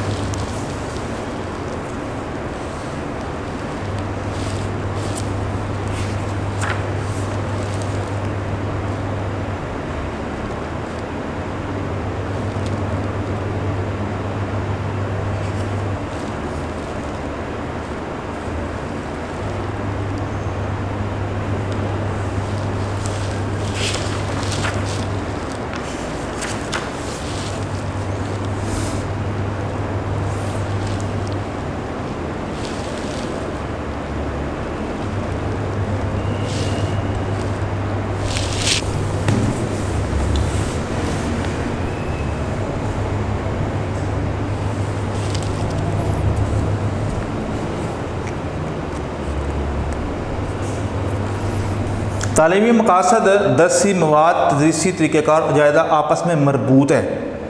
ان میں سے ایک کڑی بھی غائب ہو تو نصاب نامکمل ہے۔ یعنی آپ ایک نقشہ دیکھ لیں جس میں ان چاروں کا ہر دم ایک دوسرے کے ساتھ ایک گہرا تعلق ہے۔ کوئی بھی ایک خارج ہو جائے تو نصاب جو ہے وہ اس کا صحیح فائدہ نہیں ہوگا۔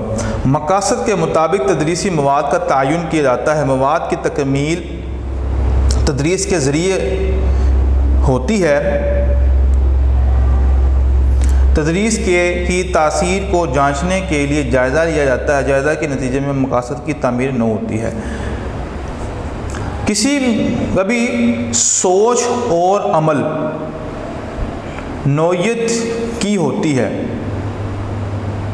یعنی بیکورڈ اور فارورڈ نوعیت کی ہوتی ہے، اور کبھی ہر ایک جز کا تعلق باقی تینوں سے ہوتا ہے۔ مثلا مقاصد کا تعلق باقی تین سے ہے۔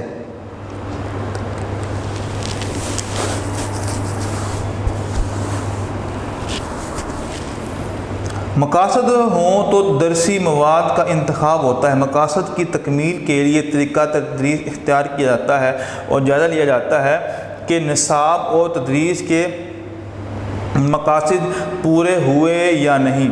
اس طرح یہ چاروں اجزاء آپس میں مربوط ہیں اور کسی ایک جز میں خرابی طالب علم کی شخصیت پر بہت زیادہ اثرات مرتب کر سکتی ہے۔ تو یہ بیٹا یہ لانگ کویسچن یہاں تک ہے۔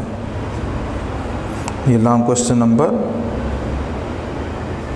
5.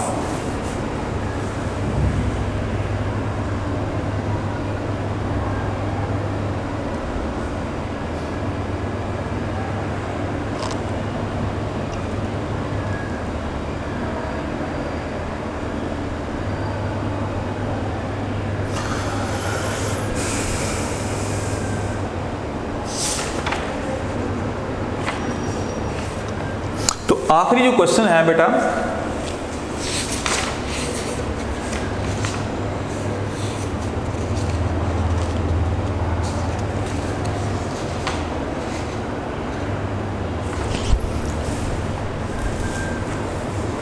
اجزائے ترکیبی نصاب میں مقاصد نصاب باقی اجزائے ترکیبی پر کیسے اثر انداز ہوتے ہیں؟ مثالیں دے کر وضاحت کریں.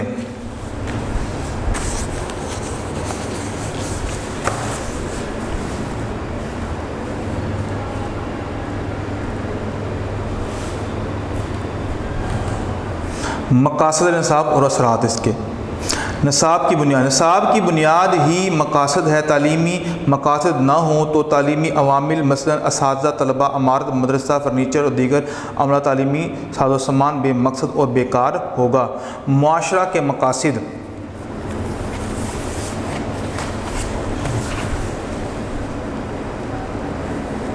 معاشرہ کے کچھ مقاصد ہوتے ہیں جن کو وہ تعلیم کے ذریعے حاصل کرتا ہے اور تعلیم نصاب کے ذریعے دی جاتی ہے. معاشرہ کا فلسفہ حیات، رسومات اور روایات اور اخلاقی اقدار ہوتی ہے. یہ تمام چیزیں نصاب میں مقاصد کے ذریعے رکھی جاتی ہیں. آگے ہے تدریسی، یعنی جو مقاصد نصاب نہ ہوگا تو کن کن چیزوں پر اثر انداز ہوتا ہے، یہ ہے سوال. تدریسی مواد نصاب کا ایک اہم رکن ہے. تدریسی مواد مقاصد کی روشنی میں ہی ترتیب دیا جاتا ہے، اپنی مختلف مضامین میں تقسیم کیا جاتا ہے. اگر مقاصد کو نکال دیا جائے تو تدریسی مواد مضامین کا انتخاب، تدریسی سرگرمیاں اور تجربات کی ضرورت نہیں رہتی. علم کو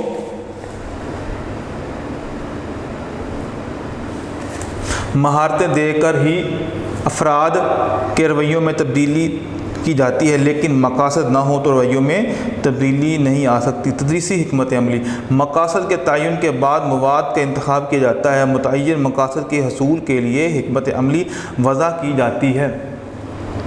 تدریسی حکمت عملی بذات خود اہمیت کی حامل نہیں. اگر مد نظر مقاصد نہ ہو، اساتذہ کسی طریقہ تدریس کو منتخب کرتے وقت جب مقصد یا مقاصد مد نظر نہیں رکھے گا تو تدریس کا کوئی فائدہ نہیں ہوگا. تدریس مواد اور تدریسی طریقہ کار لازم ملزوم ہے، لیکن یہ اس وقت تک مؤثر نہیں جب تک اس کا مقصد نہیں. یعنی جو ہم نے پڑھے ہیں، جو ہم نے پڑھا کہ اجزاء کے اندر ہم نے 4 چیزیں پڑھی تھیں. ان 4 چیزوں میں سے سب سے جو اہم جو ہے وہ مقاصد تعلیم ہے یا مقاصد نصاب ہے. تو اگر ہم نے یہ ساری چیزیں پوری کر لیں، لیکن اگر اس کے اندر جو ہم پڑھ رہے ہیں اس کا کوئی مقصد ہی نہیں ہے تو یاد رکھ لیجئے اس میں تدریسی حکمت عملی بھی اس کا کوئی فائدہ نہیں ہوگا، تدریسی مواد کا بھی فائدہ نہیں ہوگا اور نہ ہی جائزہ. کیونکہ جب ایک چیز متعین ہی نہیں کی گئی، اس کا مقصد کیا ہے، اس کا فائدہ کیا ہے اور یہ اس میں کیا کیا بہتری ہے، تو لہٰذا ہم کبھی بھی اس سے بھرپور فائدہ نہیں اٹھا سکتے جب تک یہ ہمیں مقاصد نصاب جو ہے وہ صحیح طرح متعین نہیں ہو جاتے ہیں.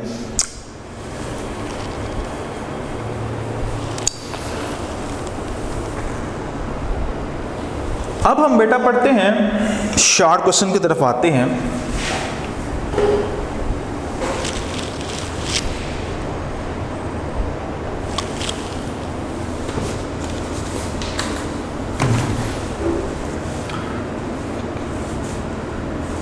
پہلا شارٹ کوشچن کیا ہے؟ مدرسے کے پیش نظر کون سی 2 بنیادی باتیں ہوتی ہیں؟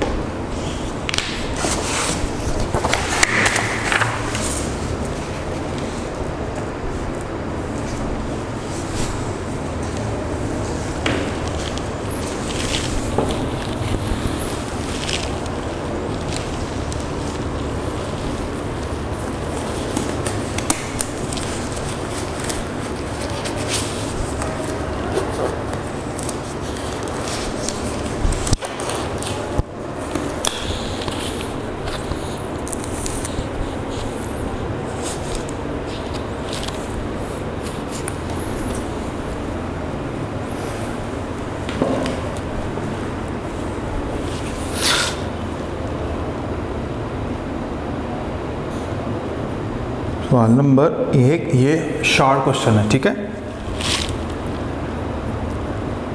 مدرسہ کے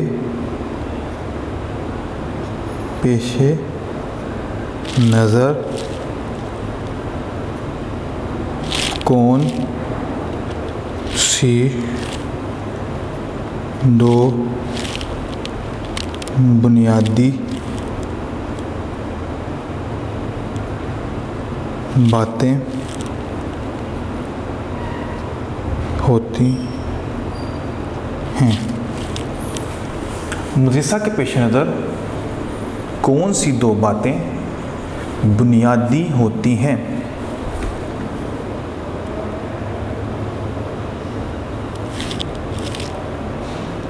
بنیادی باتیں.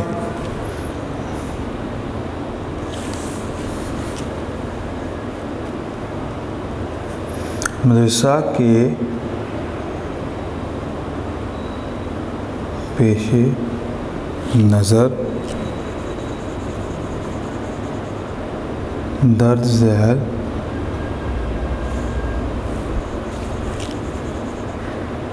دو بنیادی باتیں یہ ہیں.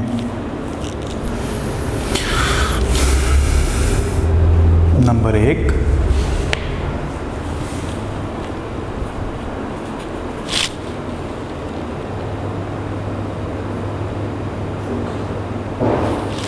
طالب علم کی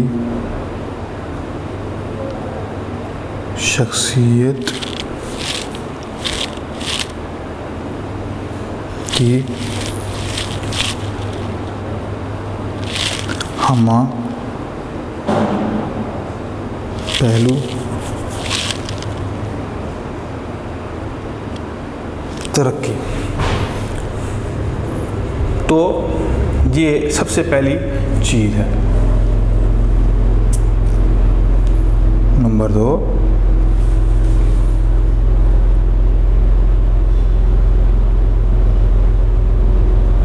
معاشرے کی اجتماعی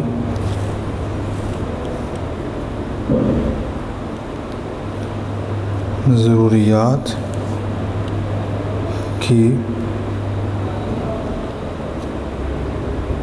تکمیل.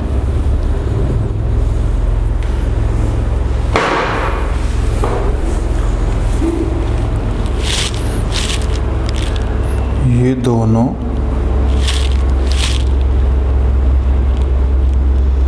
چیزیں نصابی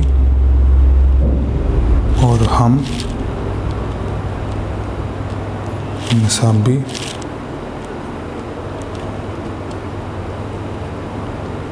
سرگرمیوں کے ذریعے حاصل کی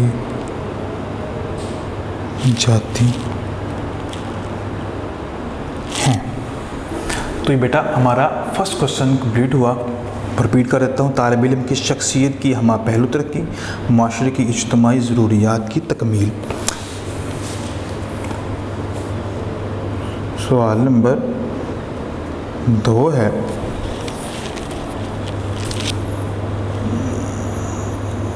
نصاب کے اجزاء کے نام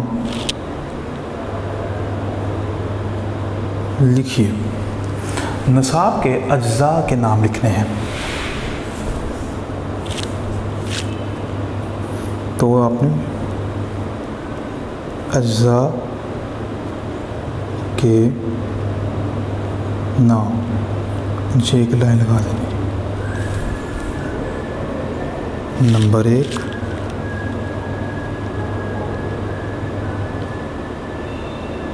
مقاصد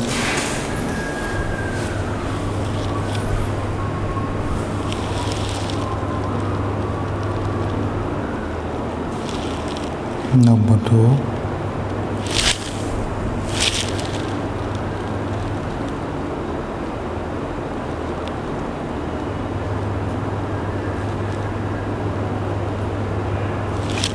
تدریسی مواد،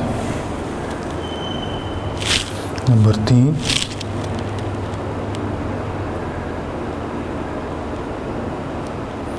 تدریسی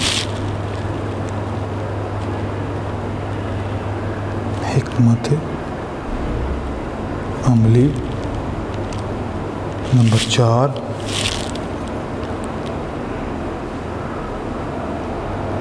جائزہ، یا ہم اس کو امتحان بھی لکھ سکتے ہیں۔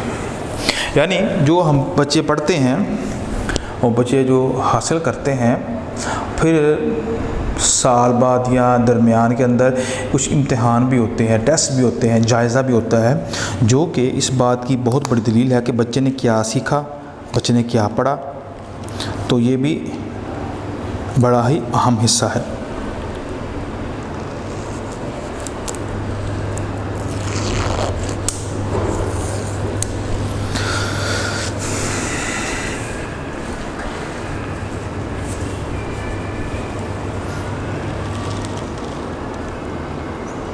سوال نمبر 3 ہے،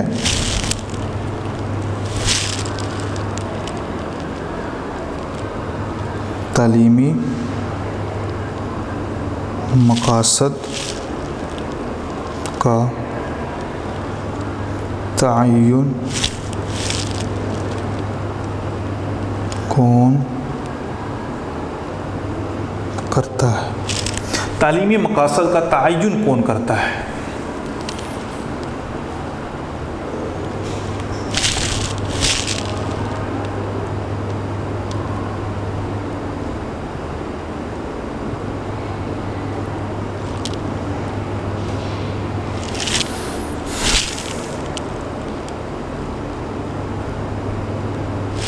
تعلیمی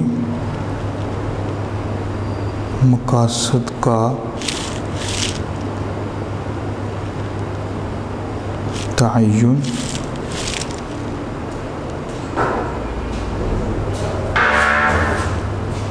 حکومت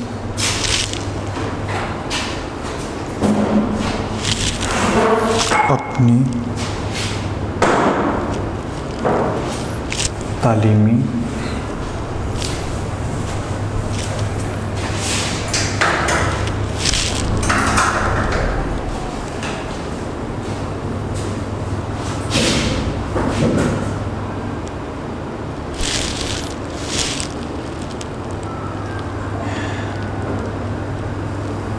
ذریعے کرتی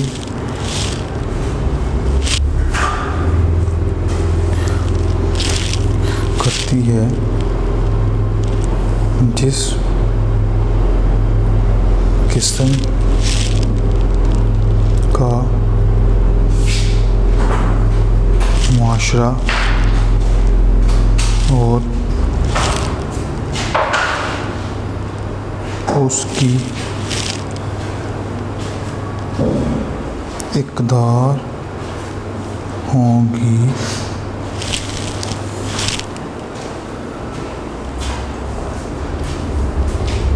اس قسم کے مقاصد مقرر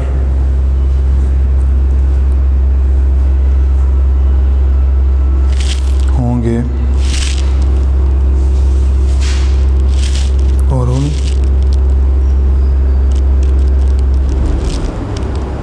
کے مطابق نصاب سازی ہوگی۔ تو تعلیمی مقاصد کا تعین حکومت اپنی تعلیمی پالیسیوں کے ذریعے کرتی ہے، جس قسم کا معاشرہ اور اس کی اقدار ہوں گی، اس قسم کے مقاصد مقرر ہوں اور ان کے مطابق نصاب سازی ہوگی۔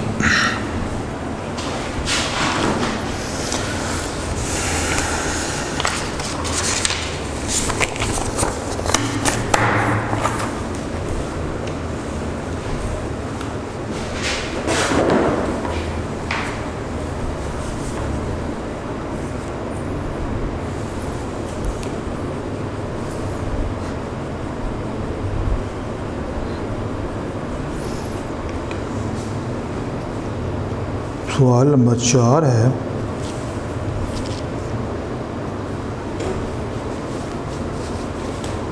تدریسی مواد میں تبدیلی کس وجہ سے عمل میں آتی ہے؟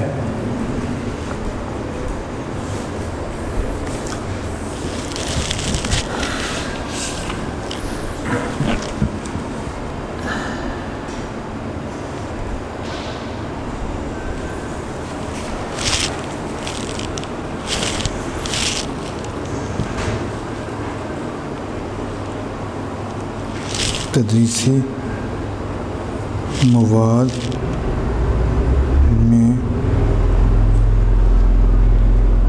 تبدیلی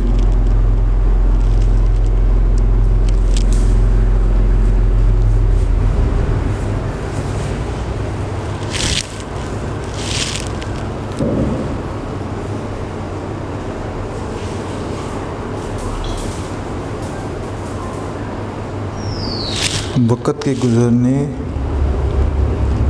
کے ساتھ ساتھ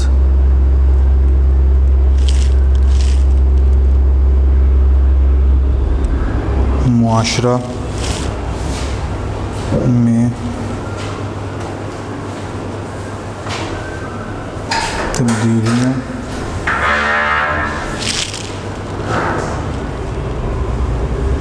ہوتی رہتی ہیں۔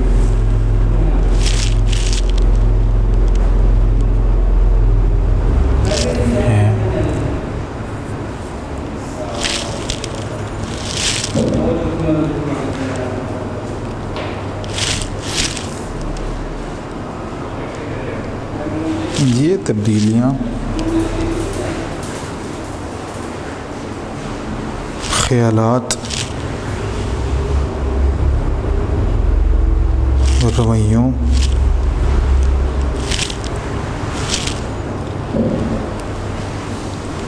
رواجات،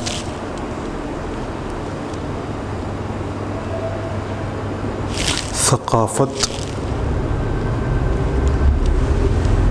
تمدن اور ورثہ میں ہوتی ہیں۔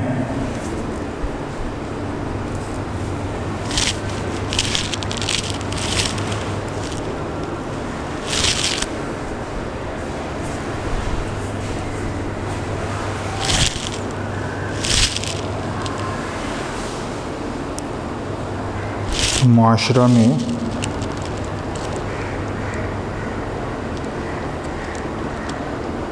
مختلف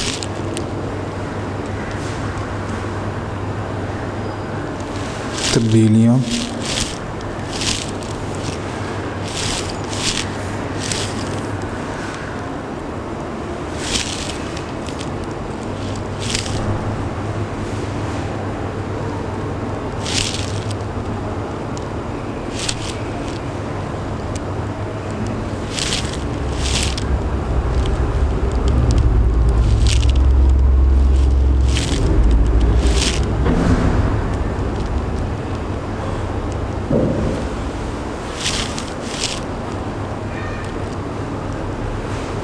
تو ان کی بنا پر تعلیمی مقصد میں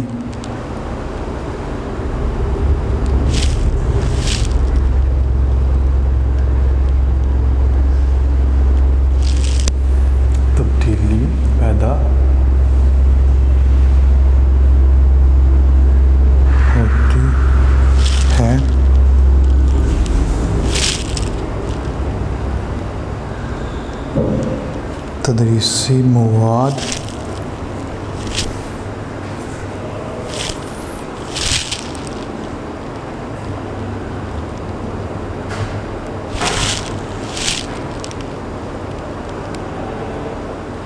مقاصد کو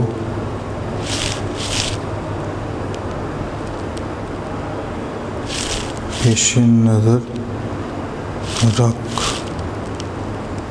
کر تیار کیا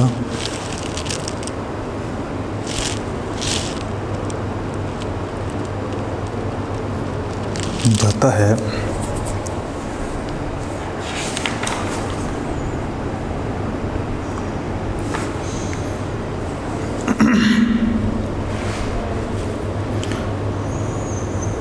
اگر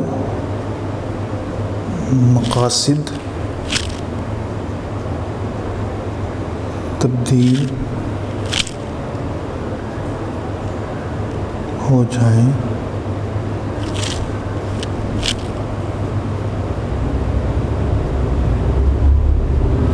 تو درسی مواد میں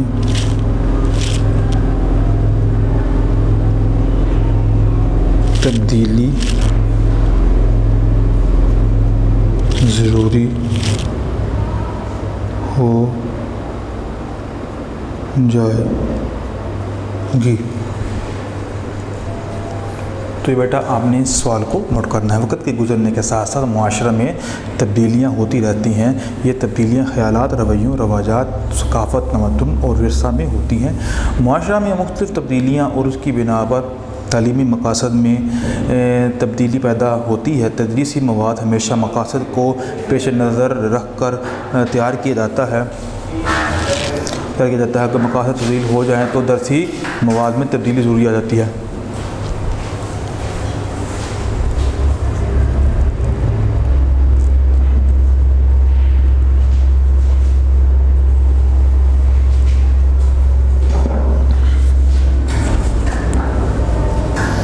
آگے سوال نمبر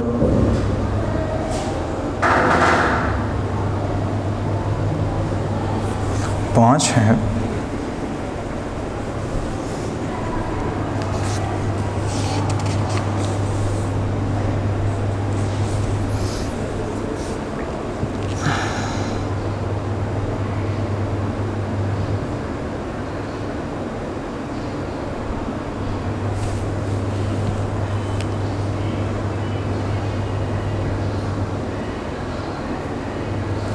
اجزائے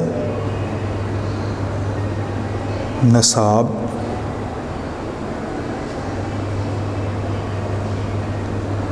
کے مربوط ہونے سے کیا مراد ہے؟ اجزائے نصاب کے مربوط ہونے سے مراد کیا ہے؟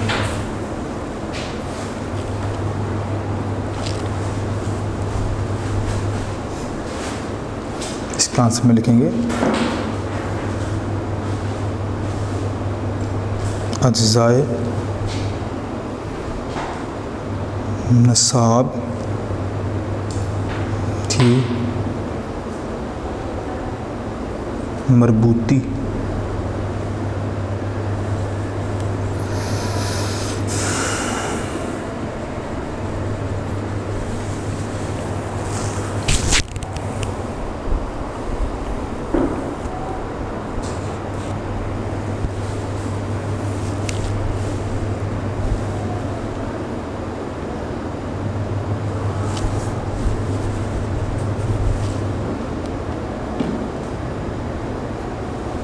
اجزائے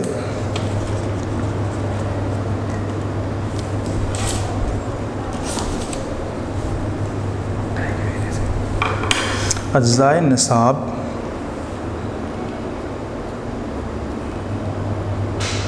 کے مربوط ہونے سے مراد یہ ہے کہ تمام اجزاء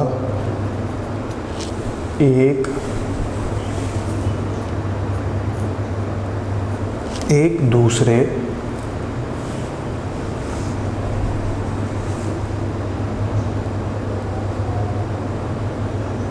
کے لیے لازم ہیں۔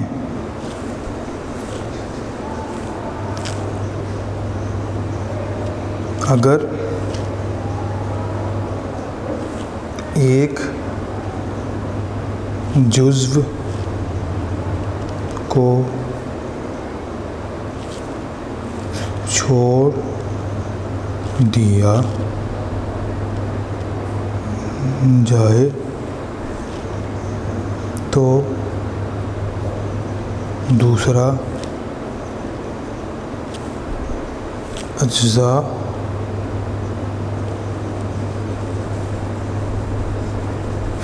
دوسرے اجزاء بیکار ہو جاتے ہیں۔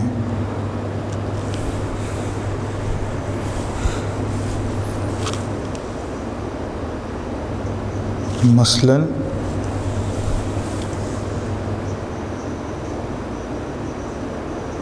مقاصد نکال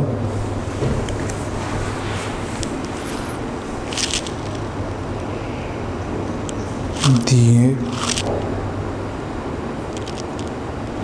جائیں تو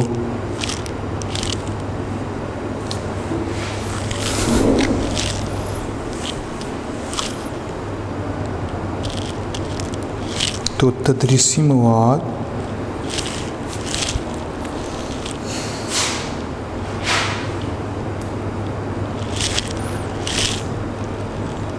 دائرہ کا کوئی فائدہ نہیں۔ اجزاء نصاب کے مربوط ہونے سے مراد یہ ہے کہ تمام اجزاء ایک دوسرے کے لیے لازم ہیں۔ اگر ایک جز کو چھوڑ دیا جائے تو دوسرے اجزاء بیکار ہو جاتے ہیں۔ مثلاً مقاصد نکال دیے جائیں تو تدریسی مواد اور جائزہ کا کوئی فائدہ نہیں۔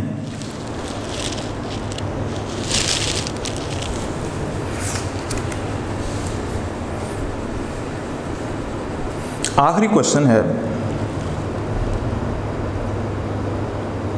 سوال نمبر 6 ہے،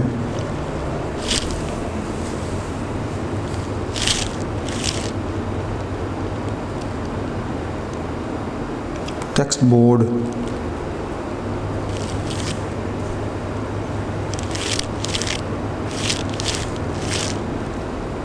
کا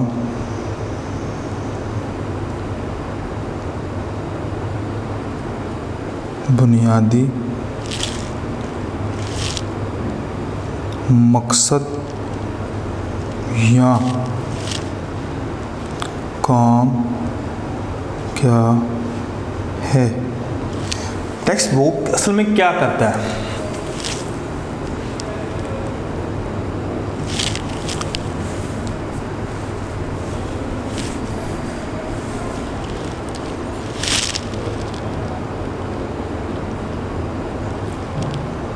ٹیکسٹ بک بورڈ کا بنیادی کام یہ ہے کہ وہ نصاب کو جو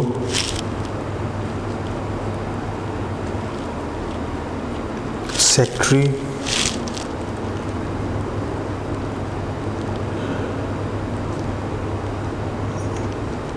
ایجوکیشن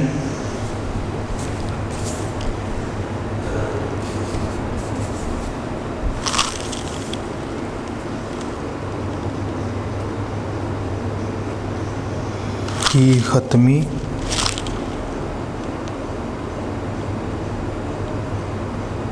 منظوری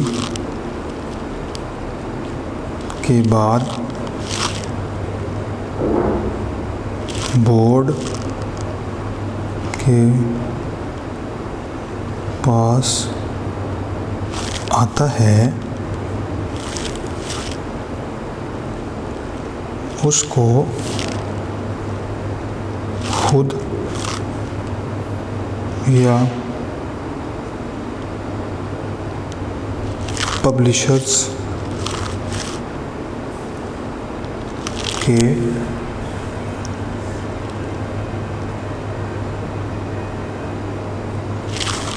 ذریعے کتابی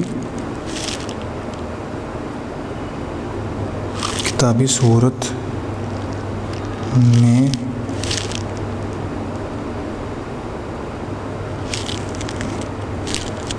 بنائے اور طلباء کو فراہم کرے۔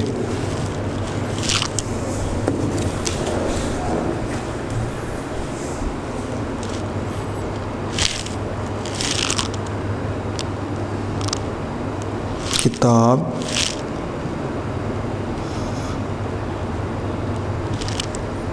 کی چھپائی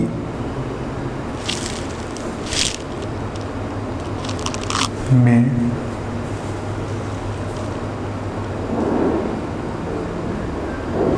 تصاویر بنانا،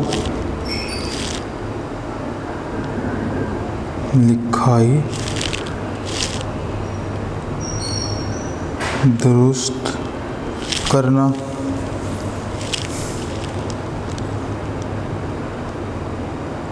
املا کی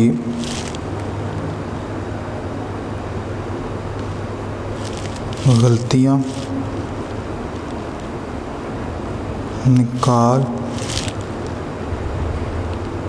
نکالنا، اس کو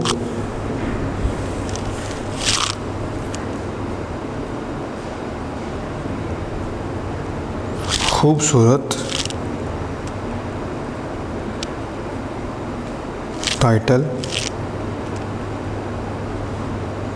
دینا، یہ سب کام بورڈ کے ذمہ ہیں۔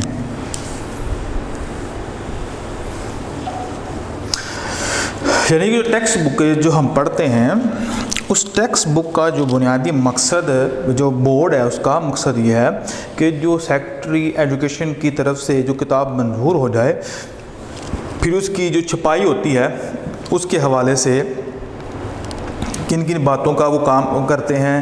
کتابیں چھاپنا ہوتے ہیں، خود چھاپیں یا پبلشر کو دیں، کتاب کا جو ٹائٹل ہے، وہ تصاویر ہیں، املا وغیرہ ہے، یہ ساری چیزیں جو ایکوریٹ جو ہے وہ کرتے ہیں۔ تو یہ کام جو ہے وہ کس کا ہے؟ یہ کام کس کا ہے؟ یہ کام ٹیکسٹ بک بورڈ کا یہ کام ہے۔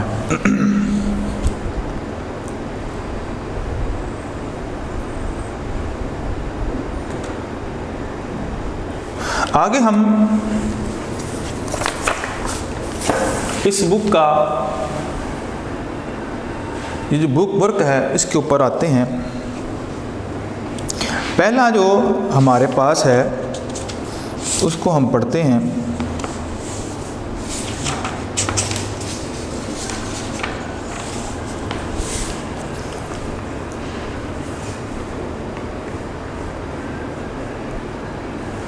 درج ذیل بیانات میں کچھ صحیح اور کچھ غلط ہیں۔ صحیح بیان کی صورت میں صاد کے گرد اور غلط بیان کی صورت میں غین کے دائرے لگائیے۔ یعنی صحیح ہے تو صاد کے اوپر ٹک لگائیے، اور غلط ہے تو غین کے اوپر ٹک لگانا ہے۔ پہلا ہے وزارت تعلیم کا شعبہ نصابیات نصاب کے مطابق کتابیں چھاپتا ہے۔ جو وزارت تعلیم ہوتا ہے، میں آپ سے پوچھتا ہوں، جو وزارت تعلیم ہے اس کا یہ شعبہ ہے کہ مطابق کتابیں چھاپنا۔ ابھی ہم نے کس کے متعلق پڑھا تھا؟ ابھی ہم نے پڑھا تھا جو ٹیکسٹ بک والا جو بورڈ ہے وہ یہ کتابیں چھپواتا ہے، تو یہ لہذا یہ جو آنسر ہے یہ غلط ہے، تو ہم اس کو غین کے اوپر ٹک کریں گے۔ نصاب کے 3 بنیادی اجزاء ہیں۔ نصاب کے کتنے اجزاء ہیں یہ آپ سے میں پوچھتا ہوں، نصاب کے کتنے اجزاء ہم نے پڑھے ہیں؟ بلا ابھی میں نے لانگ کوسچن کے اندر نصاب کے اجزاء بھی پڑھائے ہیں، لانگ میں بھی پڑھائے ہیں، اور شارٹ کے اندر بھی میں نے آپ کو یہ پڑھائے ہیں۔ لانگ کے اندر میں نے ریڈنگ کی ہے اس کی، اور شارٹ کے اندر میں نے آپ کو لکھ کر اجزاء بتلائے ہیں۔ تو نصاب کے ہم نے 4 اجزاء پڑھے تھے، لہذا یہ بھی کیا ہے؟ یہ غلط ہے۔ مضامین کے انتخاب کے بعد مقاصد متعین کیے جاتے ہیں۔ مضامین کے انتخاب کے بعد متعین کیے جاتے ہیں۔ ہم نے کیا پہلا پڑھا تھا؟ مقاصد کب متعین کیے جاتے ہیں؟ سب سے پہلے کوئی بھی مضمون ہوتا ہے اس کا مقصد جو ہے وہ تعین ہوتا ہے، تو مضامین کے انتخاب کے بعد مقاصد متعین ہوتے ہیں، تو لہذا یہ آنسر غلط ہے۔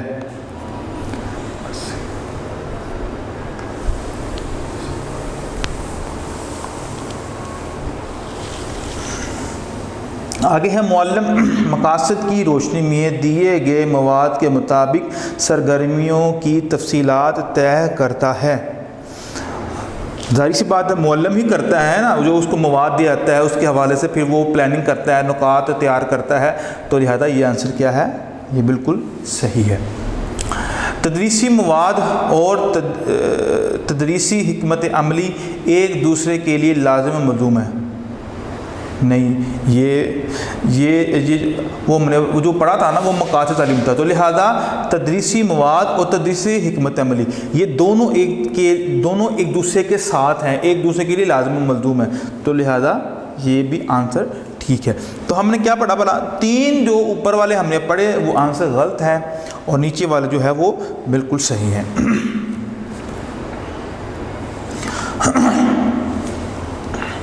درج ذیل جملوں میں خالی جگہ پر کیجیے۔ پہلا ہے مدرسہ کے پیش نظر 2 بنیادی باتیں ہوتی ہیں: طالب علم کی شخصیت کی ہمہ پہلو ترقی اور ڈیش کی اجتماعی ضروریات کی تکمیل۔ ہم نے کیا پڑھا تھا بلا؟ پہلے تو ہمہ وقت اس کی ترقی کے حوالے سے پلان کرنا، اور دوسرا اس کے لیے کیا متعین کرنا تھا؟ اس کے لیے نصاب متعین کرنا تھا، تو یہ میں اوپر لکھتا ہوں نصاب۔ ڈیش بغیر تعلیم کا تصور ہی ادھورا رہ جاتا ہے۔ بھئی کس چیز کے بغیر تعلیم کا مقصد ہی پورا نہیں ہوتا؟ تعلیم کا تصور ہی جو ہے وہ ختم ہو جاتا ہے، کس چیز کے بغیر؟ مقاصد کے بغیر۔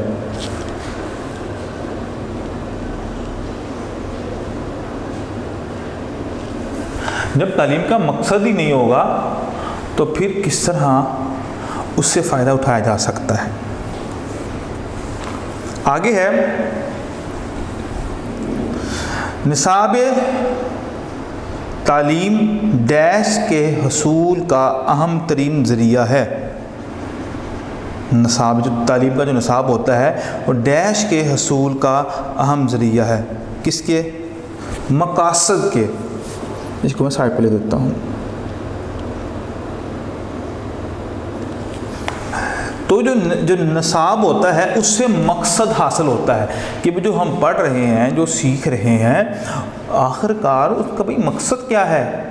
بے مقصد کوئی بھی چیز انسان کے لیے جو ہے وہ اچھی نہیں ہوتی، بلکہ نبی صلی اللہ علیہ وسلم کا اس کے متعلق فرمان بھی ہے، من حسن الاسلام المرء ان ترکہ ما لا یعنی۔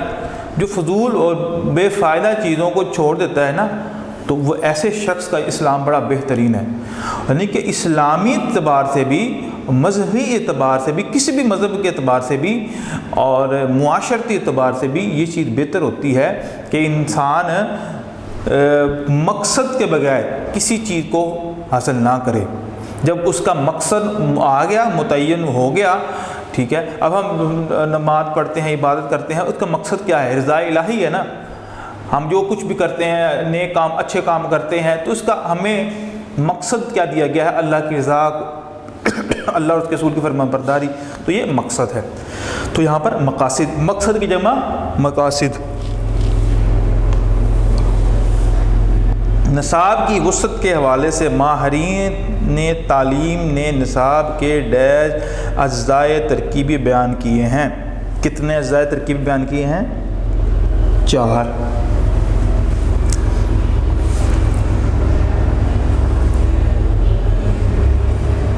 صوبائی نصاب کمیٹیاں مرکزی وزارت تعلیم ڈیش کی ہدایت کی روشنی میں نصاب کا ڈرافٹ تیار کرتی ہیں۔ اس کو میں سائڈ پہ لکھتا ہوں۔ کری کو لم ونگ، کریکولم ونگ۔ تو صوبائی کمیٹیاں، نصاب کمیٹیاں مرکزی وزارت تعلیم ڈیش کی ہدایت کی روشنی میں، کریکولم ونگ کی ہدایت کی روشنی میں نصاب کا ڈرافٹ جو ہے وہ تیار کرتی ہیں۔ آگے مشق نمبر 10 ہے، مندرجہ ذیل سوالوں میں سے ہر سوال کے نیچے 4 ممکنہ جواب دیے گئے ہیں۔ صحیح یا موزوں ترین جواب کے سامنے دی ہوئی لائن پر ٹک کا نشان لگائیں۔ پہلا ہے، مدرسہ کے پیش نظر 2 بنیادی چیزیں یا امور کے کیا ہوتی ہیں؟ نمبر 1، علم میں اضافہ اور بچوں کا امتحان، طلباء کی ہمہ جہت ترقی اور پیشہ کا انتخاب، طلباء کی ہمہ پہلو ترقی اور معاشرے کی اجتماعی ضروریات کی تکمیل، اور آخری ہے کھیلوں کا بندوبست اور ہم نصابی سرگرمیوں کا انعقاد۔ تو مدرسہ کے پیش نظر 2 اہم چیزیں ہوتی ہیں، وہ ہے طلباء کی ہمہ پہلو ترقی، کہ بچہ جو ہے وہ ترقی بھی کرے اور معاشرے کی جو اجتماعی ضرورت ہے اس کی بھی تکمیل ہو جائے۔ تو آنسر اس کا کیا ہے؟ یہ جیم ہم یہاں پر لکھ دیتے ہیں، جیم لکھ دیں یا اس کو ہم یہاں پر ٹک کر دیں یہاں پر۔ آگے ہے، نصاب کے 4 اجزاء ہوتے ہیں، بتائیے کون سے؟ مقاصد، امتحانات، ہم نصابی سرگرمیاں اور تدریس، کیا یہ ہے؟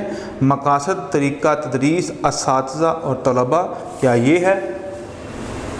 مقاصد، تدریسی مواد، طریقہ تدریس اور جائزہ، اور آخری ہے طریقہ تدریس، تدریسی مواد، سمیع بصری معاونت اور جائزہ۔ تو لہذا اس کا آنسر یہ ہے جیم والا، مقاصد، تدریسی مواد، طریقہ تدریس اور جائزہ۔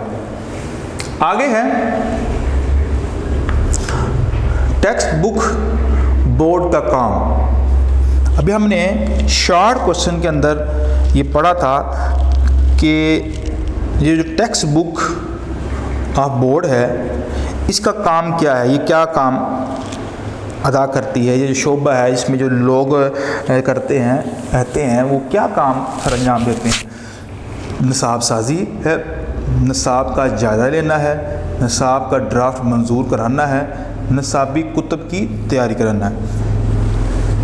تو اس کا جو آنسر ہے، چونکہ جن کا نام ہی ٹیکسٹ بک بورڈ ہے تو لہذا اس کا جو نام سے ہی پتہ چلتا ہے کہ اس کا تعلق کتابوں سے ہے، لہذا اس کا آنسر کیا ہے؟ نصابی کتب کی تیاری۔ جو ہمارے نصاب کے اندر جو پنجاب کی طرف سے، بورڈ کی طرف سے، حکومت سطح سے جو بکس آتی ہیں تو ان بکس کو جو چھاپتا ہے جو ادارہ وہ ہے ٹیکسٹ بک بورڈ۔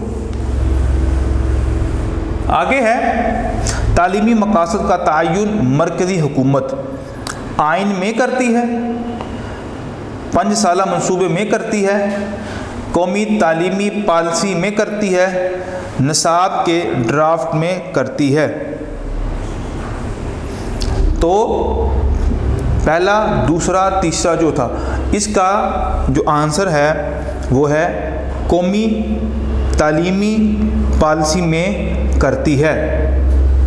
جو تعلیمی مقاصد کا جو تعین ہوتے ہیں مرکزی حکومت قومی پالیسی میں کرتے ہیں، جو قومی مفاد ہوتا ہے اس میں یہ حل کرتی ہے۔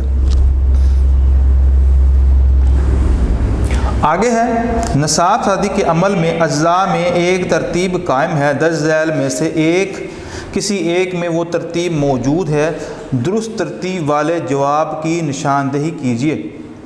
تدریسی مواد، طریقہ تدریس، جائزہ اور مقاصد۔ مقاصد، جائزہ، تدریسی مواد، طریقہ تدریس۔ مقاصد، تدریسی مواد، جائزہ، طریقہ تدریس۔ مقاصد، تدریسی مواد، طریقہ تدریس اور جائزہ۔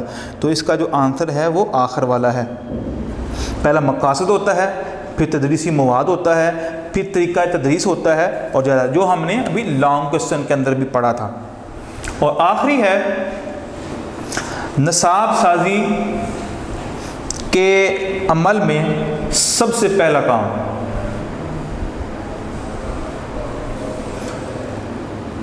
نفس مضمون کا انتخاب ہے،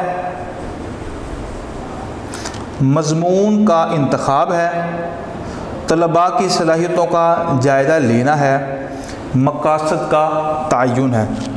تو نصاب سازی کا جو سب سے اولین مقاصد میں سے سب سے پہلا جو مقصد ہوتا ہے وہ مقاصد کا تعین، یعنی کہ وہ مقصد کیا ہے، جو بھی سبجیکٹ پڑھتے ہیں، جو بھی ہمارے لیے مضمون انتخاب کیا گیا ہے، آخر اس کا فائدہ کیا ہے، تو لہذا ہم نے یہ لکھ کیا۔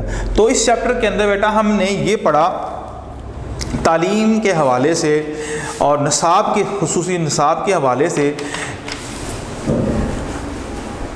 ایک ہم سرسری سی نظر اوپر لگا لیتے ہیں کہ نصاب کے اندر ہم نے یہ پڑھا کہ جب ہم عام زندگی میں بھی کوئی بھی منصوبہ طے کرتے ہیں تو اس کے لیے ہم پلاننگ کرتے ہیں، تو اس پلاننگ کو تعلیم کے حوالے سے بھی اگر ہم کیا جائے تو اس کو ہم نصاب کہتے ہیں۔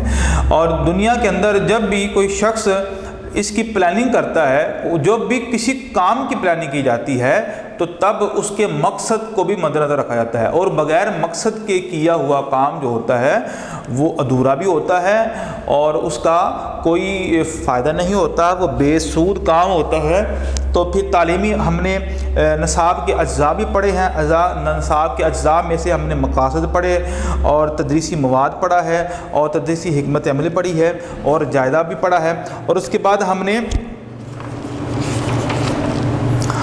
پھر نصاب کا آپس میں اس کا گہرا تعلق کتنا ہے، یہ 4 چیزیں جو تھی ہم نے پڑھی تھیں، جو مقاصد نصاب ہے اور تدریسی مواد ہے، تدریسی حکمت عملی ہے، جائزہ ہے، ان کا آپس میں گہرا تعلق کیا ہے اور ربط کس طرح کا ہے وہ بھی ہم نے پڑھا ہے کہ ان سب کا آپس میں بڑا گہرا تعلق ہے۔ اگر کوئی بھی ایک اس میں سے مس ہو جائے تو اس میں بہت نقصان ہوتا ہے، اس چیز کا جو اصل فائدہ ہے وہ اس سے انسان مستفید نہیں ہو سکتا، ان دونوں کا آپس میں بڑا ہی گہرا تعلق ہے۔ تو یہ ہم نے آج چیپٹر نمبر 7 نصاب میں نصاب کے حوالے سے چند باتیں پڑھی ہیں۔ السلام علیکم ورحمۃ اللہ وبرکاتہ۔ ویڈیو پسند آئی تو لائک کریں، اپنی رائے کمنٹ کریں، ایسے ہی مزید ویڈیوز کے لیے ہمارا چینل سبسکرائب کریں اور بیل کا آئیکن دبائیں تاکہ آپ کو ہر ویڈیو کا نوٹیفیکیشن ملتا رہے۔